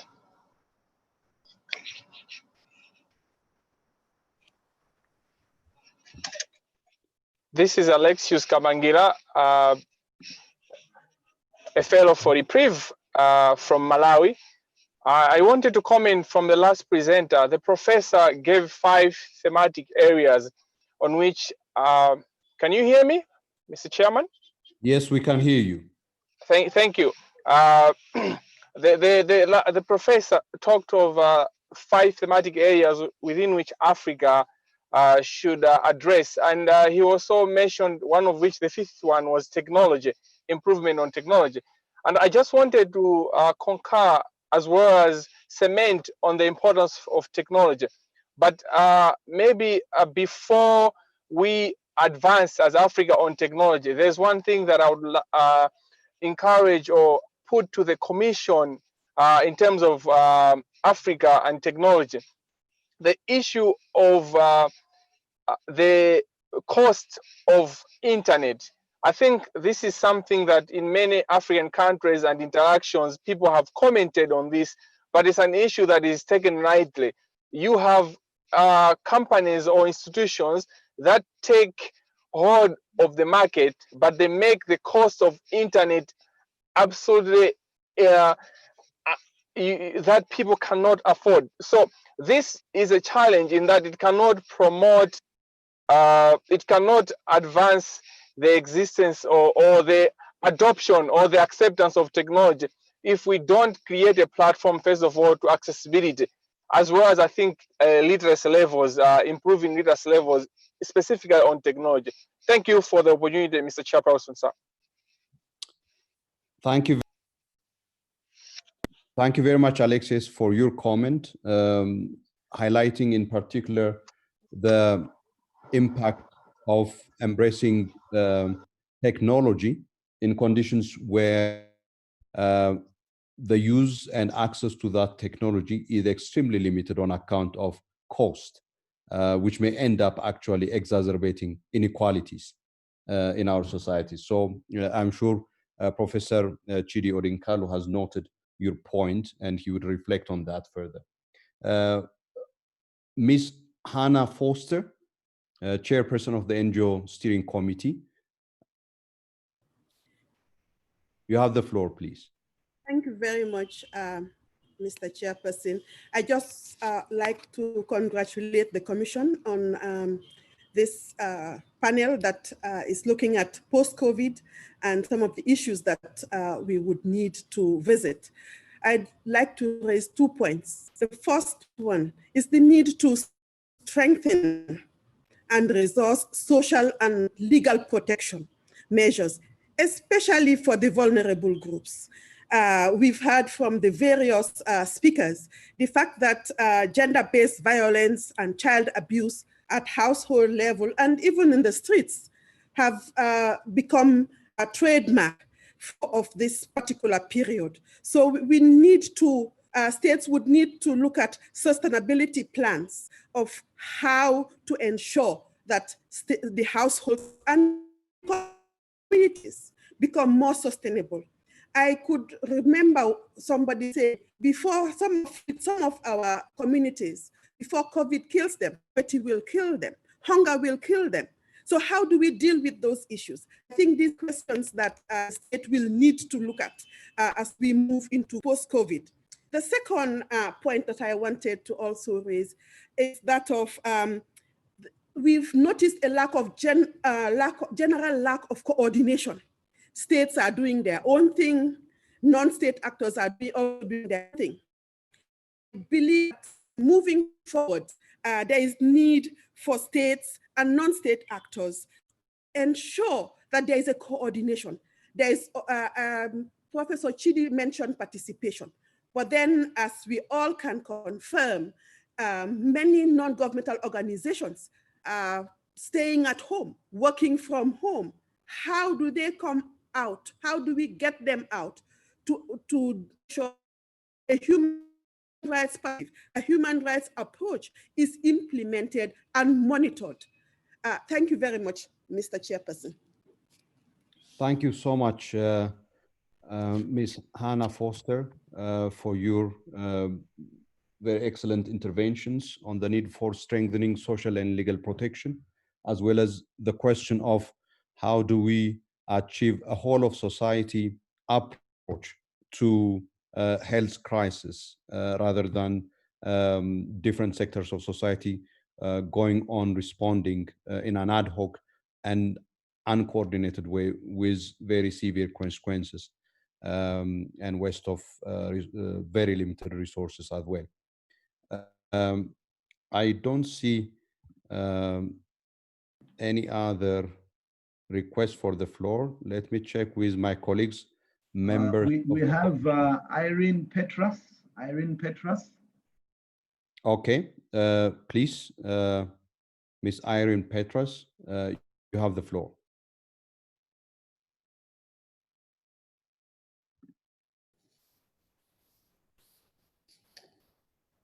Thank you very much, and thank you to the Secretary of State from Angola and to my brothers for their great presentations. My comment and question kind of follows Madam Foster's about a whole of society approach. And we've seen that the Honorable Commission has provided like a general response in terms of a rights-based response to COVID, but also a number of the special mandate holders have also provided press statements around COVID and human rights defenders, socioeconomic issues, the rights of women. So my question is, how do we bring all of that together and consolidate the response? What does that look like to the Commission? And how can civil society practically engage with the Commission and support that consolidated response that would deal with all the issues that have been raised by the panelists? Thank you.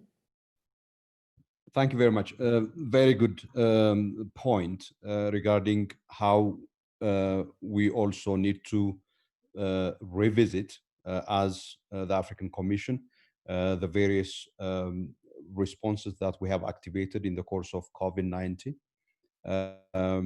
As rightly pointed out, there was a general statement on a human rights centered approach to COVID-19 that included the need for observing the various principles and standards, but also for mitigation measures, as well as accountability in the role of judiciary, and many others that we have highlighted, and the special mechanisms as well. I understand that we also have Dr. Mogesa, who have managed to join us now. If Dr. Mogesa is with us, he may wish to take the floor and reflect on some of the experiences of the National Human Rights Commission.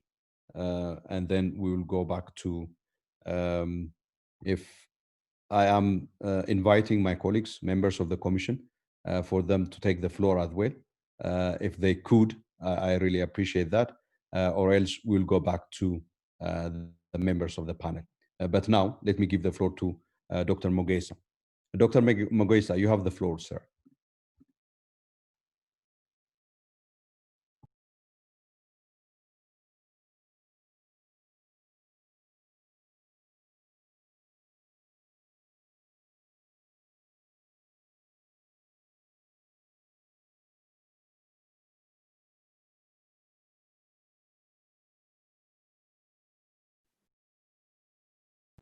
Looks okay. Is he now connected? Okay. Dr. Mogesa.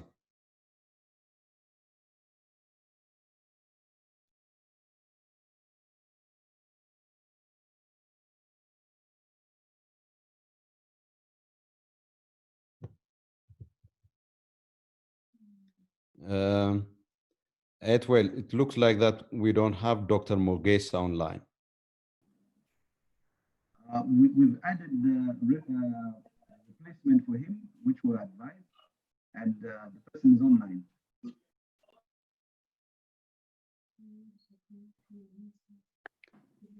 That is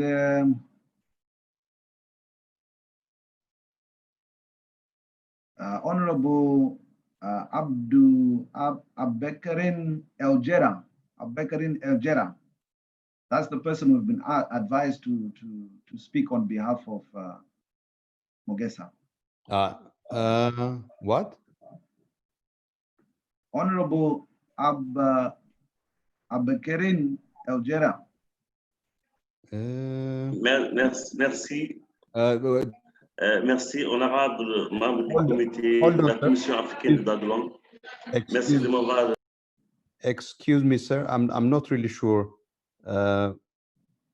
if we have arranged for this. I think, but what we will do is we will get a brief intervention from your side. Qu'est-ce que vous avez dit? Je vous entends mal. Okay, please proceed. Please proceed. Okay, merci. C'est honorable Aboubekrin Eljera, membre du comité africain des experts et des droits et bien-être de l'enfant, honorable membre de la Commission africaine des droits de l'homme, honorable invité, merci de m'avoir donné la parole pour échanger avec vous dans cette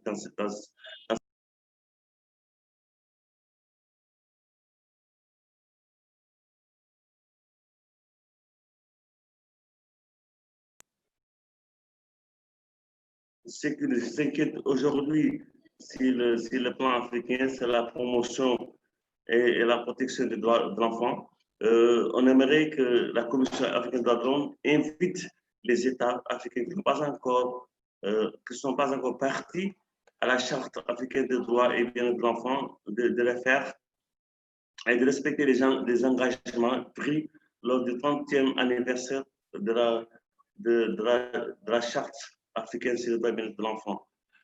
Aujourd'hui, l'accès de l'Internet nous pose problème, surtout avec l'événement de la COVID-19. Il a eu un impact assez important sur les TIC qui sont très mal approvisionnés en Afrique. Aujourd'hui, ce matin, j'ai à peine à me connecter pour pouvoir assister à votre honorable session. Aujourd'hui, je vous salue.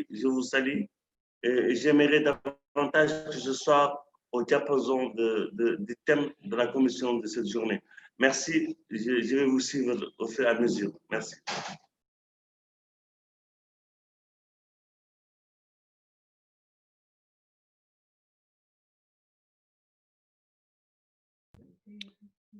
Right. Thank you very much, Honorable Abu Bakri Eljera, for your intervention, particularly once again underscoring the issues relating to children. And I think one thing that I have noted in the course of our conversation is that one category of groups of people that we haven't mentioned that is so important is the impact of COVID-19 and COVID-19 measures, particularly on persons with disabilities. I haven't heard anyone mentioning that, while reference have been made to senior persons and old persons. Colleagues, members of the Commission, anyone who wishes to take the floor?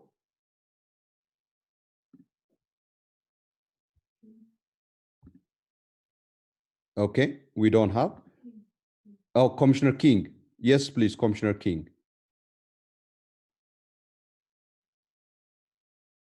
Commissioner King, yes. Thank you, Chair, and thank you to the presenters for the points they presented in relation to the topic. You know, one thing that has come out clearly is the immediacy or urgency for governments to take economic, social, and cultural rights very seriously.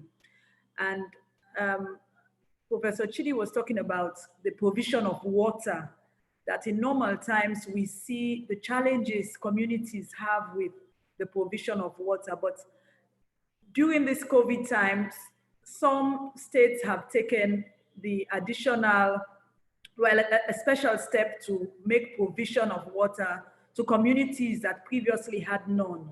But couldn't this be an opportunity for states to now look at their budget allocation to these social services and make it more sustainable? Because we do not know when the COVID-19 will end, but there is the likelihood that we should prepare for the future, and preparing for the future is these deficiencies of our systems that have been laid bare by COVID-19. I think it is important for civil society organizations, the Commission, and all of us to emphasize the need for government to pay attention to them, so that going forward, some of these gaps will be filled in terms of the enjoyment of economic and social rights. Thank you. Thank you very much, Commissioner King. That's much appreciated, and underscoring the need for addressing the deficiencies of our systems, as Commissioner King put it, which have exposed millions of people to the scourge of COVID, but importantly, to the plethora of human rights violations that we have observed. I have now the request from Commissioner Maya to take the floor. Commissioner Maya.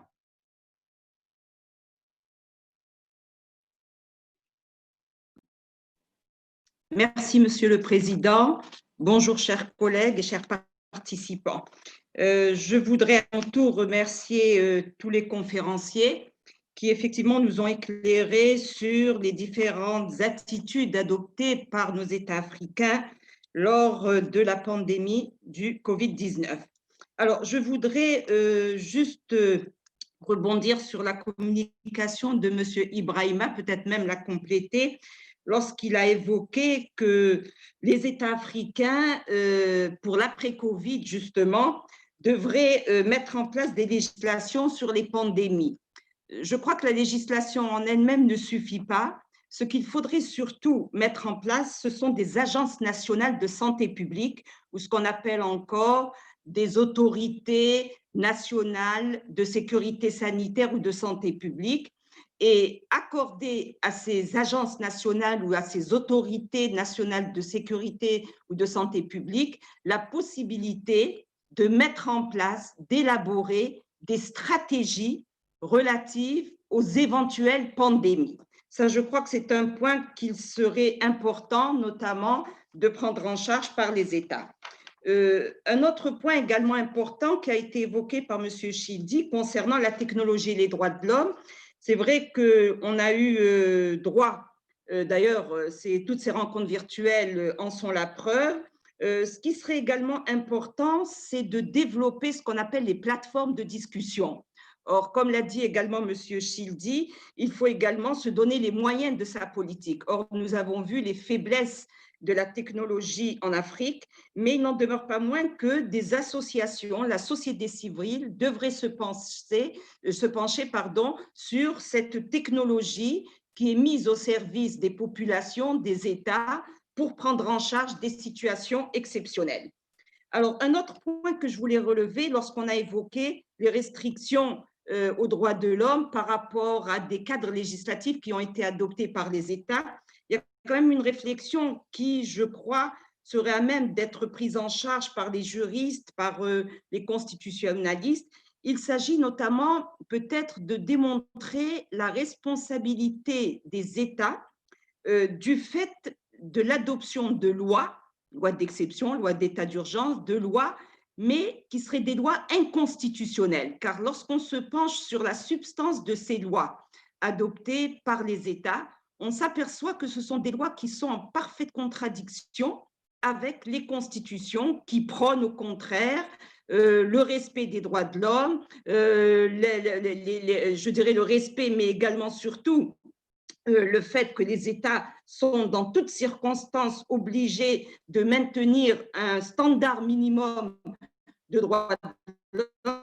Or, on l'a vu à travers les cadres législatifs, beaucoup d'États ont fait fi, notamment du caractère respecté aux membres qui demandent à la Commission africaine de faire un plaidoyer sur la ratification de la Charte africaine sur les droits et le bien-être de l'enfant. Je crois que lui, en tant que membre du comité d'experts sur les droits de l'enfant, il est l'acteur idoine pour préparer des campagnes de sensibilisation, de plaidoyer autour de la Charte africaine des droits et du bien-être de l'enfant.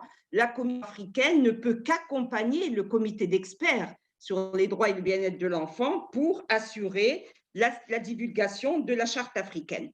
Enfin, Monsieur le Président, et là c'est une remarque qui est hors substance, à travers tous les participants et à travers également le tableau ou le panorama qu'on nous a donné sur le rôle des États face à la pandémie, il me semble qu'il y a une partie de l'Afrique qui est absente dans ce panel. Il s'agit de l'Afrique du Nord. À aucun moment, effectivement, on a eu des représentants de l'Afrique francophone, des représentants de l'Afrique de l'Est, l'Angola, Afrique lusophone, mais on a omis quand même d'intégrer dans ce panel des représentants d'INDH, d'États ou d'ONG d'Afrique du Nord qui ont eu également à faire face à cette pandémie avec des outils peut-être plus élaborés, moins élaborés. Là, c'est effectivement une évaluation, mais à mon avis, il ne faut pas oublier que parmi les pays d'Afrique du Nord, il y a eu quand même 2 pays qui ont été largement touchés par la pandémie, c'est à la fois l'Algérie et l'Égypte. Voir également l'expérience de la Tunisie, de la Mauritanie, où au contraire, on a comptabilisé très peu de cas de contagion. Donc, à mon avis, ce qui manquait à ce panel, c'est également une vision des pays d'Afrique du Nord qui sont arabophones, qui sont également francophones et qui maîtrisent également l'anglais. Donc, on aurait eu vraiment une vision globale de la prise en charge de cette pandémie à travers les différentes régions de l'Afrique. Merci.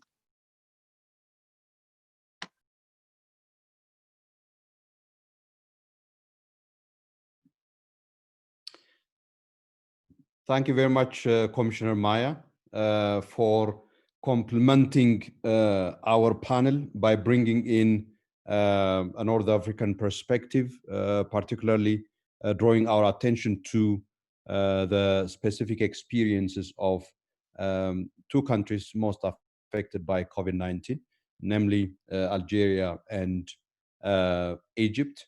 We take full note of your observations in that respect, Commissioner Maya, and also your point about not just about the laws, but also importantly about thinking about the public health agencies and putting in place public health strategies that we need to have in place in order to be well prepared should we experience a pandemic next time around.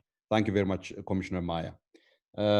Without further ado, I would wish now to request the members of the panel to give their reflections on, okay, I see a hand from Commissioner Marie-Louise Abomo.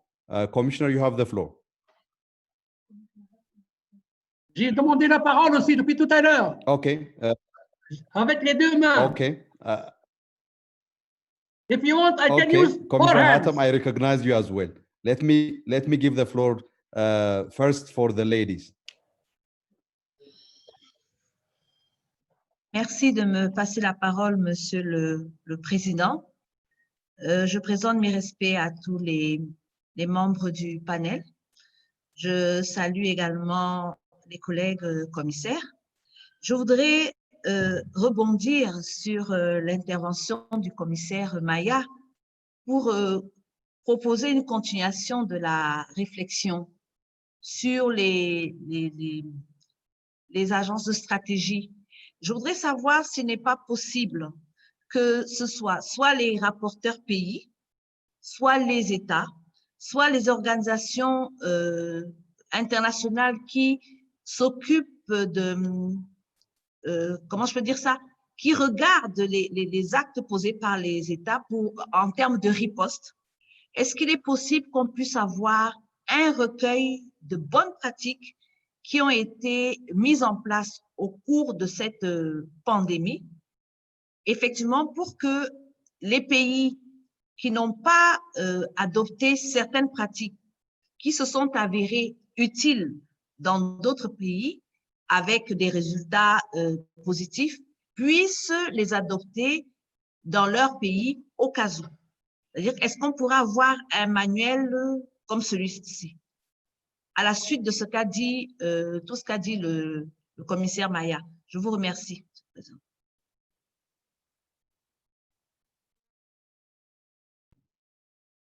Thank you very much, Commissioner, for a very important point. One way of looking at the challenge that we are facing is indeed to have a systematic view of the challenge and the human rights issues emerging from COVID-19.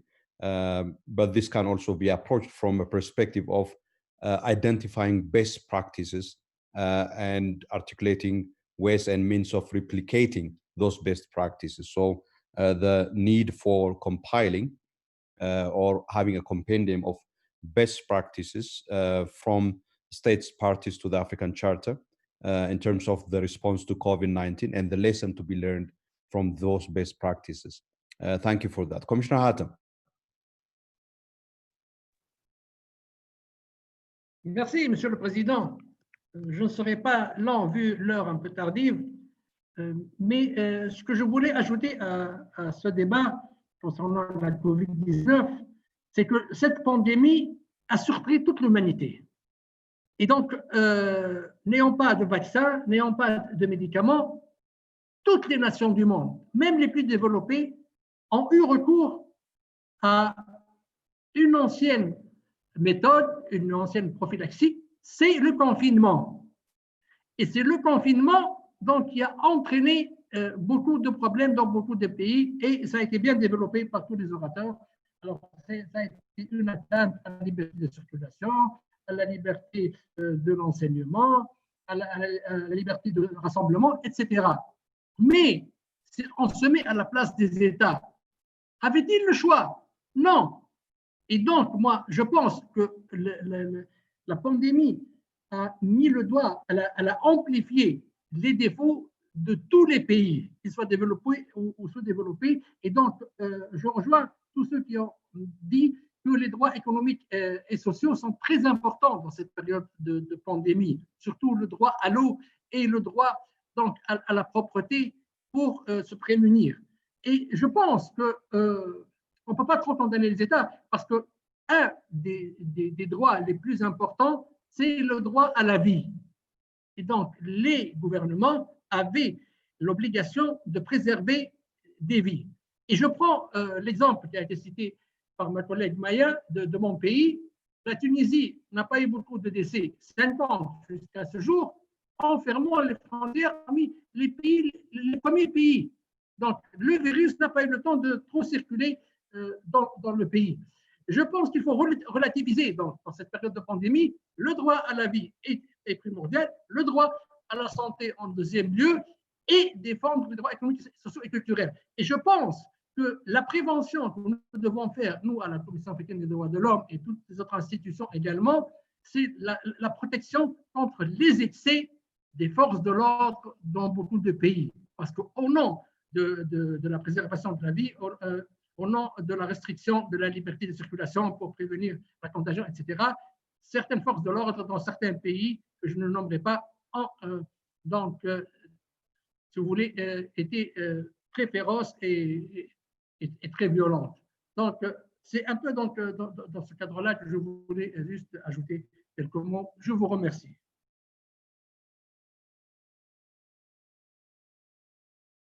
Thank you very much, Commissioner Hatem. Also adding important perspectives from your angle as well.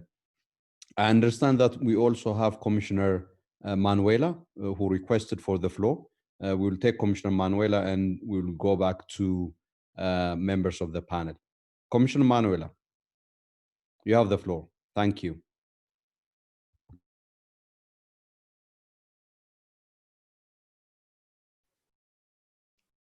Obrigada, Sr. Presidente. Boa tarde, colegas, e boa tarde aos painelistas. Devemos agradecer, portanto, todos esses aportes que foram trazidos para discutirmos o pós-Covid. Estamos quase por cima da hora, então vou ser rápida para podermos terminar em tempo útil. Portanto, esta situação da pandemia trouxe novas abordagens para problemas antigos que a África já vivia. No meu entender, isto vai permitir aos países que revejam o seu modo de agir e que aquilo que não foi feito até agora tenha que ser feito a partir de agora.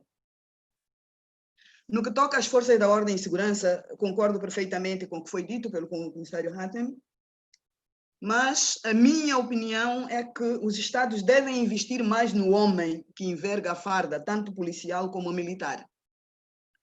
E este investimento deve ser feito tanto no plano social, portanto, abrindo a possibilidade de haver escolas, instrução em todos os países, e instrução com qualidade, portanto, estamos na área dos econômicos, sociais e culturais, e depois do recrutamento, investir na área de especialidade.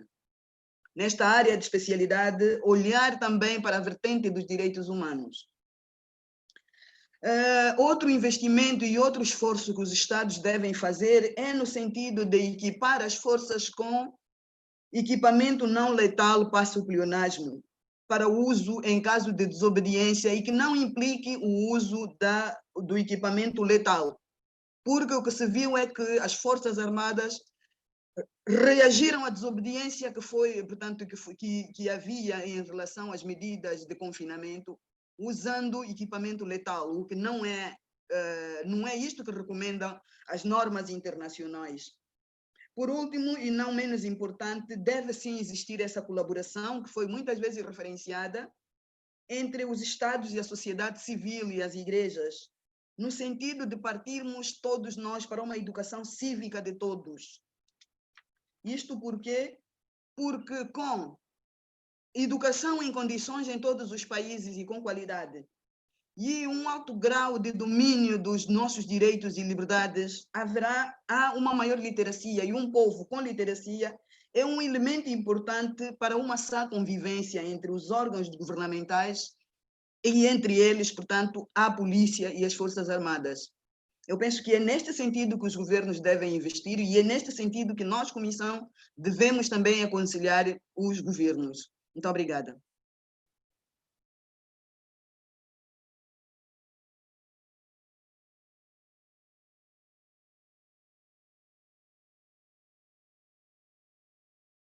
Thank you very much, Commissioner Manuela. Once again, building on Commissioner Hatham's observation, highlighting issues relating to the security institutions and also the need for investing in socioeconomic rights. Now, I would like to go back to the members of the Commission and with the concluding observations of members of the Commission, we would then come to the end of today's session. So I would wish to ask members of the panel to make their concluding observations. May I request first Her Excellency, the Secretary of State for Human Rights and Citizenship, to make final concluding remarks.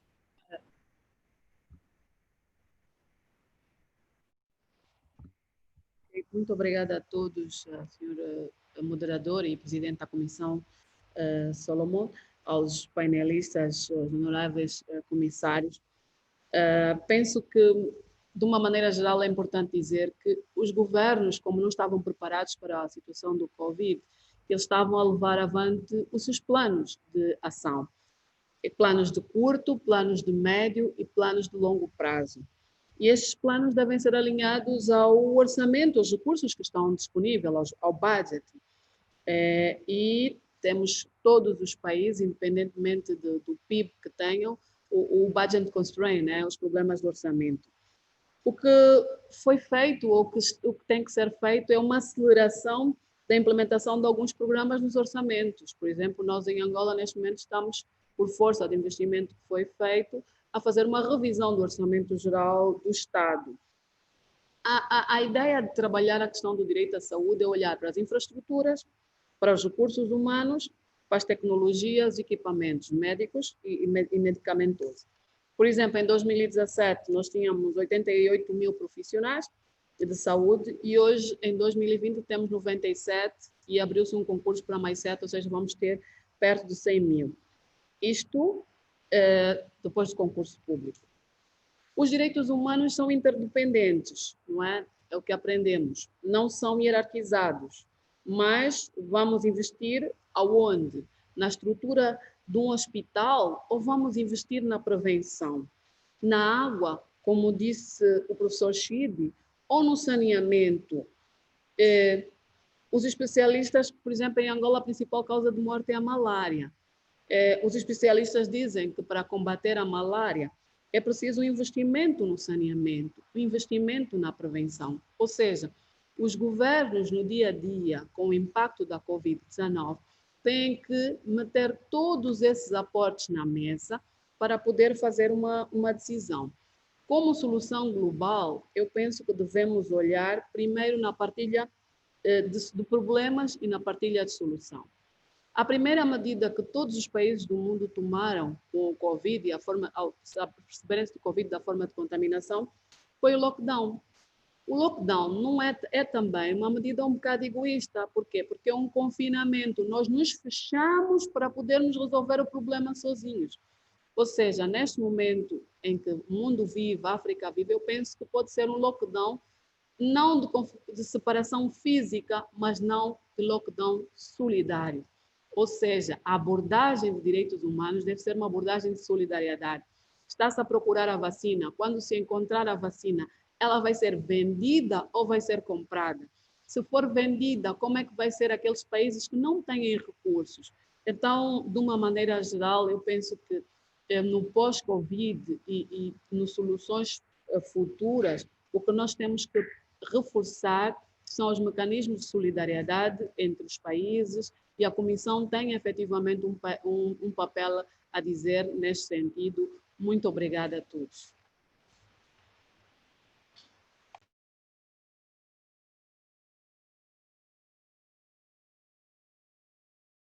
Thank you very much, Excellency, for those useful concluding remarks. May I now invite Ibrahima with us, Mr. Ibrahima Kane. Oui, Monsieur le Président. Monsieur le Président, je ferai... I don't see you, so that's why it's... sorry. Thank you, Ibrahima. OK. Alors, moi, je voulais faire, sur la base des conversations qu'on a eues, je voulais faire un certain nombre de propositions. Je trouve que le contexte dans lequel nous nous trouvons est un contexte idéal pour repenser le droit à la santé en Afrique. Non seulement en tant que le contenu du droit lui-même, mais comment aider à la mise en œuvre de ce droit. Comment faire en sorte que les différentes structures d'un État participent à la réalisation de ce droit à la santé. On n'a pas un meilleur autre cadre que le cadre actuel, puisque tout le monde sait ce que l'absence d'un droit réel à la santé peut conduire une population, une société et peut-être même un pays. La deuxième chose qui est reliée à cela, c'est comment gérer les pandémies. Parce que la gestion d'une pandémie, ce n'est pas seulement une gestion solitaire, c'est aussi une gestion avec les autres États. On n'en a pas beaucoup parlé, mais il n'y a pas eu, ou en tout cas peu, de coordination entre les différents États dans la gestion de cette pandémie. Pratiquement pas eu. Chacun s'est confiné chacun a pensé pouvoir gérer la chose tout en sachant que le virus venait d'ailleurs ou que le virus allait ailleurs. Donc ça, c'est vraiment une chose importante. Comment on va le faire? La Commission doit y jouer un rôle important. Et je dirais, en ajoutant sur cet aspect-là, que la Commission va y jouer un rôle important si la Commission, elle aussi, arrive à travailler en coordination avec les autres structures de l'Union africaine. Parce que ce que la pandémie a aussi montré, c'est le fait que même les organes et institutions de l'Union africaine qui travaillent, il y a beaucoup à faire pour la coordination. On a le CDC qui est le centre de coordination. Par exemple, dès le début de la pandémie, on a entendu la voix de la Commission qui s'est exprimée sur ce que les États devaient faire. On a par la suite entendu certaines structures de l'Union africaine, mais il n'y a jamais eu de discussion entre les différentes structures de l'Union africaine pour arriver à des positions communes sur des questions. Je pense que le virus montre qu'il y a aussi nécessité d'une meilleure coordination à ce niveau pour faire en sorte que, puisque tout le monde dit qu'il s'agit d'avoir une approche des droits de l'homme, mais pourquoi ne pas insérer les droits de l'homme à l'intérieur de toutes les conversations? Par exemple, moi, j'ai été surpris de ne pas voir la Commission présente lors des discussions que les États organisent autour de ça, alors que le CDC était présent. Ça, c'est vrai. Et le dernier point que j'aimerais souligner, parce qu'il me paraît fondamental, c'est repenser aussi la protection des groupes vulnérables. Vous avez parlé des personnes vivant avec un handicap, mais c'est pratiquement tous les groupes vulnérables qui ont été laissés pour compte dans la lutte contre cette pandémie. Et donc, ça nous montre à quel point nos États doivent, ce que Chidi appelle les questions de l'inclusion, mais que nos États doivent repenser l'idée d'une société dans laquelle tous les droits sont respectés. Et ça, si on ne le fait pas, on laissera toujours en rade des communautés, en tout cas des groupes importants. Et si on les laisse en rade, c'est comme ça que vont commencer les crises. Et on sait que les crises peuvent engendrer d'autres et ça devient plus difficile pour le continent. Voilà ce que je voulais ajouter, Monsieur le Président. Merci. Thank you so much, Ibrahima.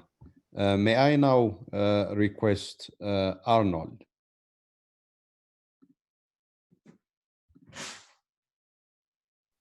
Thank you very much, Chairperson.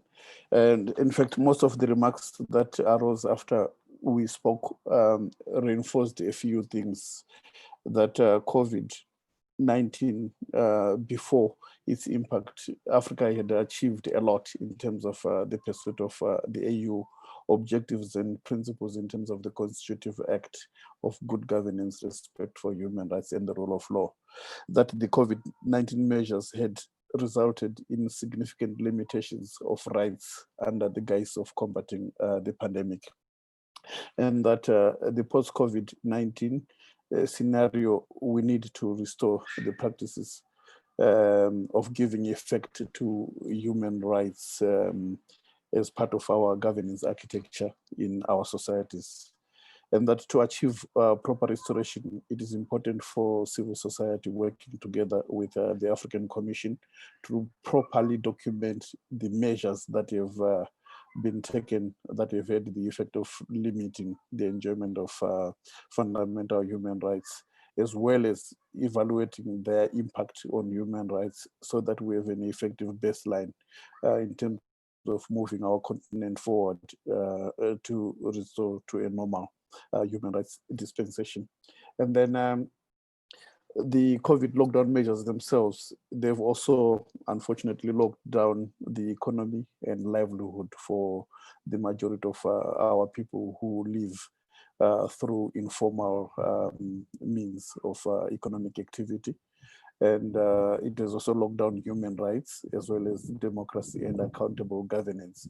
And in the process, I think it has now diminished the value that the lockdown measures are having in the eyes of the public. And then this is also potentially, listening to people, I think it potentially creates conflict and instability in our societies when the lockdown measures begin to be seen as repressive measures. And once it creates conflict and instability, it also then unfortunately reinforces in the minds of those who wield power that lockdown measures are necessary for reinforcing stability. And in the process, it can actually become a self-perpetuating evil in Africa. And I think we saw a little bit of that in Malawi when the former president tried to use COVID in order to perpetuately stay in power and to prevent people from effectively demanding for accountable governance. So I think it's very important that the African Commission is forward thinking and has already started saying, what do we need to do for us to be able to have a human rights dispensation post the COVID measures that have been implemented in order to prevent the spread of the virus. And then I think finally, other than documenting the measures that have been implemented, but also their negative impact on human rights, I agree with your suggestion, Chair, in response to one of the speakers, that we may also need the African Commission to be to be documenting the good practices and examples so that this can be publicized in order to create peer like instruments that can be used by governments to peer review each other in terms of how they are performing on human rights in the context of COVID. Thank you very much, Chairperson. Thank you very much, Arnold. I think speaking of that best practice, some of the insights from Angola, particularly relating to vulnerable groups, including migrants and refugees. The point that have been made about not checking documents and maintaining those expired documents to remain valid during this pandemic. But also providing basic food basket for refugees. I think that can give us insights in terms of from the discussion that we are having at the moment. Professor Chidi. Thank you ever so much, Comrade Chairperson and Honorable Commissioners. I think there were two questions I picked up from Alexios and from my sister Irene Petras, which are mutually somewhat complementary. Alexios was talking about technology and Irene was talking about a whole of society response, both of which go back, in my view, to the question of exclusion and how we deal with it. The biggest thing, there are two major things, it seems to me, that COVID-19 has brought to the fore. One is the challenge of exclusion and its multiple dimensions. The other is the challenge of leadership. Although this is clearly a public health challenge, these are the two biggest crises that we've got. The deficiency, the global deficiency of leadership, not just in Africa, and the global crisis of exclusion, of radical inequality, and how radical and structural inequality, and how that is defining fates for everybody. And it's not just in Africa where we've got this problem. We can see how the killing of one man in in Minnesota, has led to the reordering of political priorities in the United States. And the president of the United States, who wanted his country to reopen, ended up finding a country that had reopened in a way he did not predict, which was with protests across the entire country. Protesting what? Structural inequality. And, you know, we like to massage and message inequality in terms of different compartments, different portmanteaus of identity, women, disabled persons, poor people. But every one of us is endangered by inequality. That is what this is showing. How we address the inequalities is a challenge for human rights, whether it, in fact we do. This issue of technology is quite clearly, and the access to technology issue is an inequality issue. Most people on our continent cannot access basic technology. They can't, because they don't have the money with which to buy the units, with which to access the technology. That's one part of it. The other part, and that's one end of the technology value chain. The other end is the accountability value chain, the accountability end, which is increasingly our world is being taken over not by our governments in our countries, but by companies in California.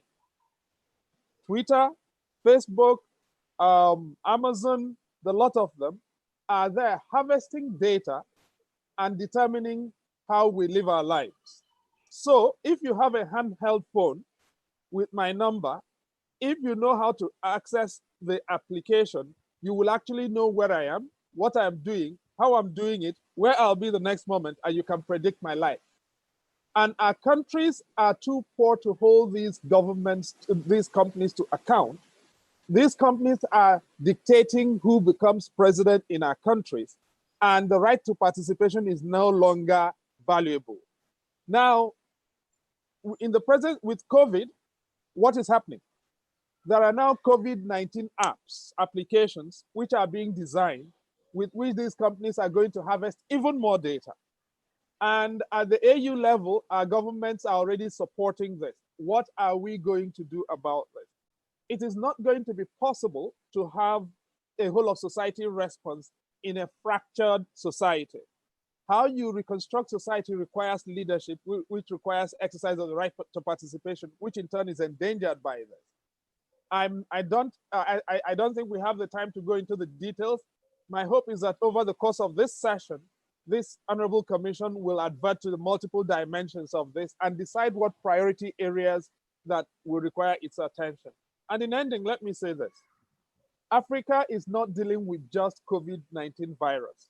We are dealing with a lot of viruses: hunger virus, instability virus, authoritarianism virus, inequality virus. And the world is going to be defined by the world as we go into the future will be pre-COVID-19 and post-COVID-19. It is going to be a totally different world. And what we need now is an acute sense of priorities to determine the things that matter to the Commission. Thank you very much. Thank you so very much, Professor Chidi. I think we have a very important point about the question relating to technology. Relating to technology, of course, there are a plethora of human rights issues that we couldn't indeed at this point in time cover. We need a dedicated engagement for that issue. But the central point is that there is a major governance question relating to the regulation of technology. And that, of course, relates to, I think, the crisis of democratic governance. Democratic institutions are not in control of big business. It is big business that is controlling democratic institutions, hence the challenge that we have the world over, not just on the African continent. I think you have underscored the most important point, which is some of the issues that we face in the context of COVID that have been excavated and brought to the fore by COVID-19 are existing problems. So you have one issue that we need to deal with are how do we address the structural issues of human rights that have been brought to the fore as a result of COVID-19. And these relate centrally to the issue of inequality, to the issue of structural marginalization and vulnerabilities, and to the issue of, obviously, exclusion. And therefore, that is one central theme running through our conversation and discussion in the course of this panel. The second theme running through this panel has to do with the whole question of the management of pandemics, the management of health crisis on the African continent. Here, with respect to the management of pandemics and health crisis, we have the whole question of whether or not we have the institutions, whether or not we have the policies, and also whether or not, okay, we have the principles that guide these. For example, public health emergencies normally require community participation, a very strong community participation. And the approach taken on the part of states, as have been described, is a top-down, security-oriented response to what is a public health emergency.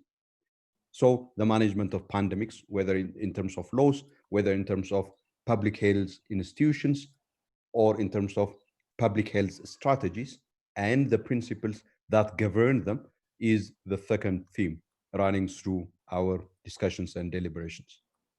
The third point that has come through from the presentations and the discussions has to do with the issue of the compliance with the basic principles and standards of human rights. And these points actually underscore the continued importance of the statements issued by the African Commission on Human and People's Rights. The statement that the Commission issued on the 28th of February, the first statement, and the second statement issued on the 24th of March.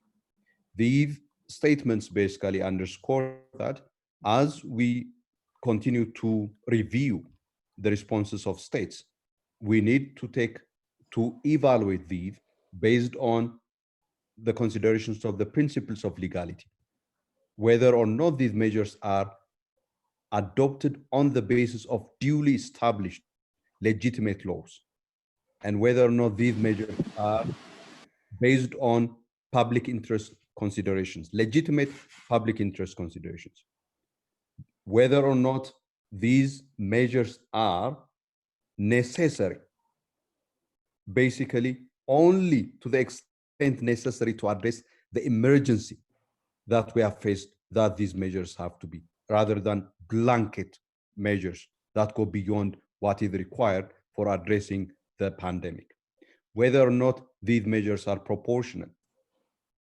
We can limit freedom of movement, but should the limitation on freedom of movement be absolute, so much so that people couldn't express the multi-layers of violation that they are experiencing in the context of the lockdown measures?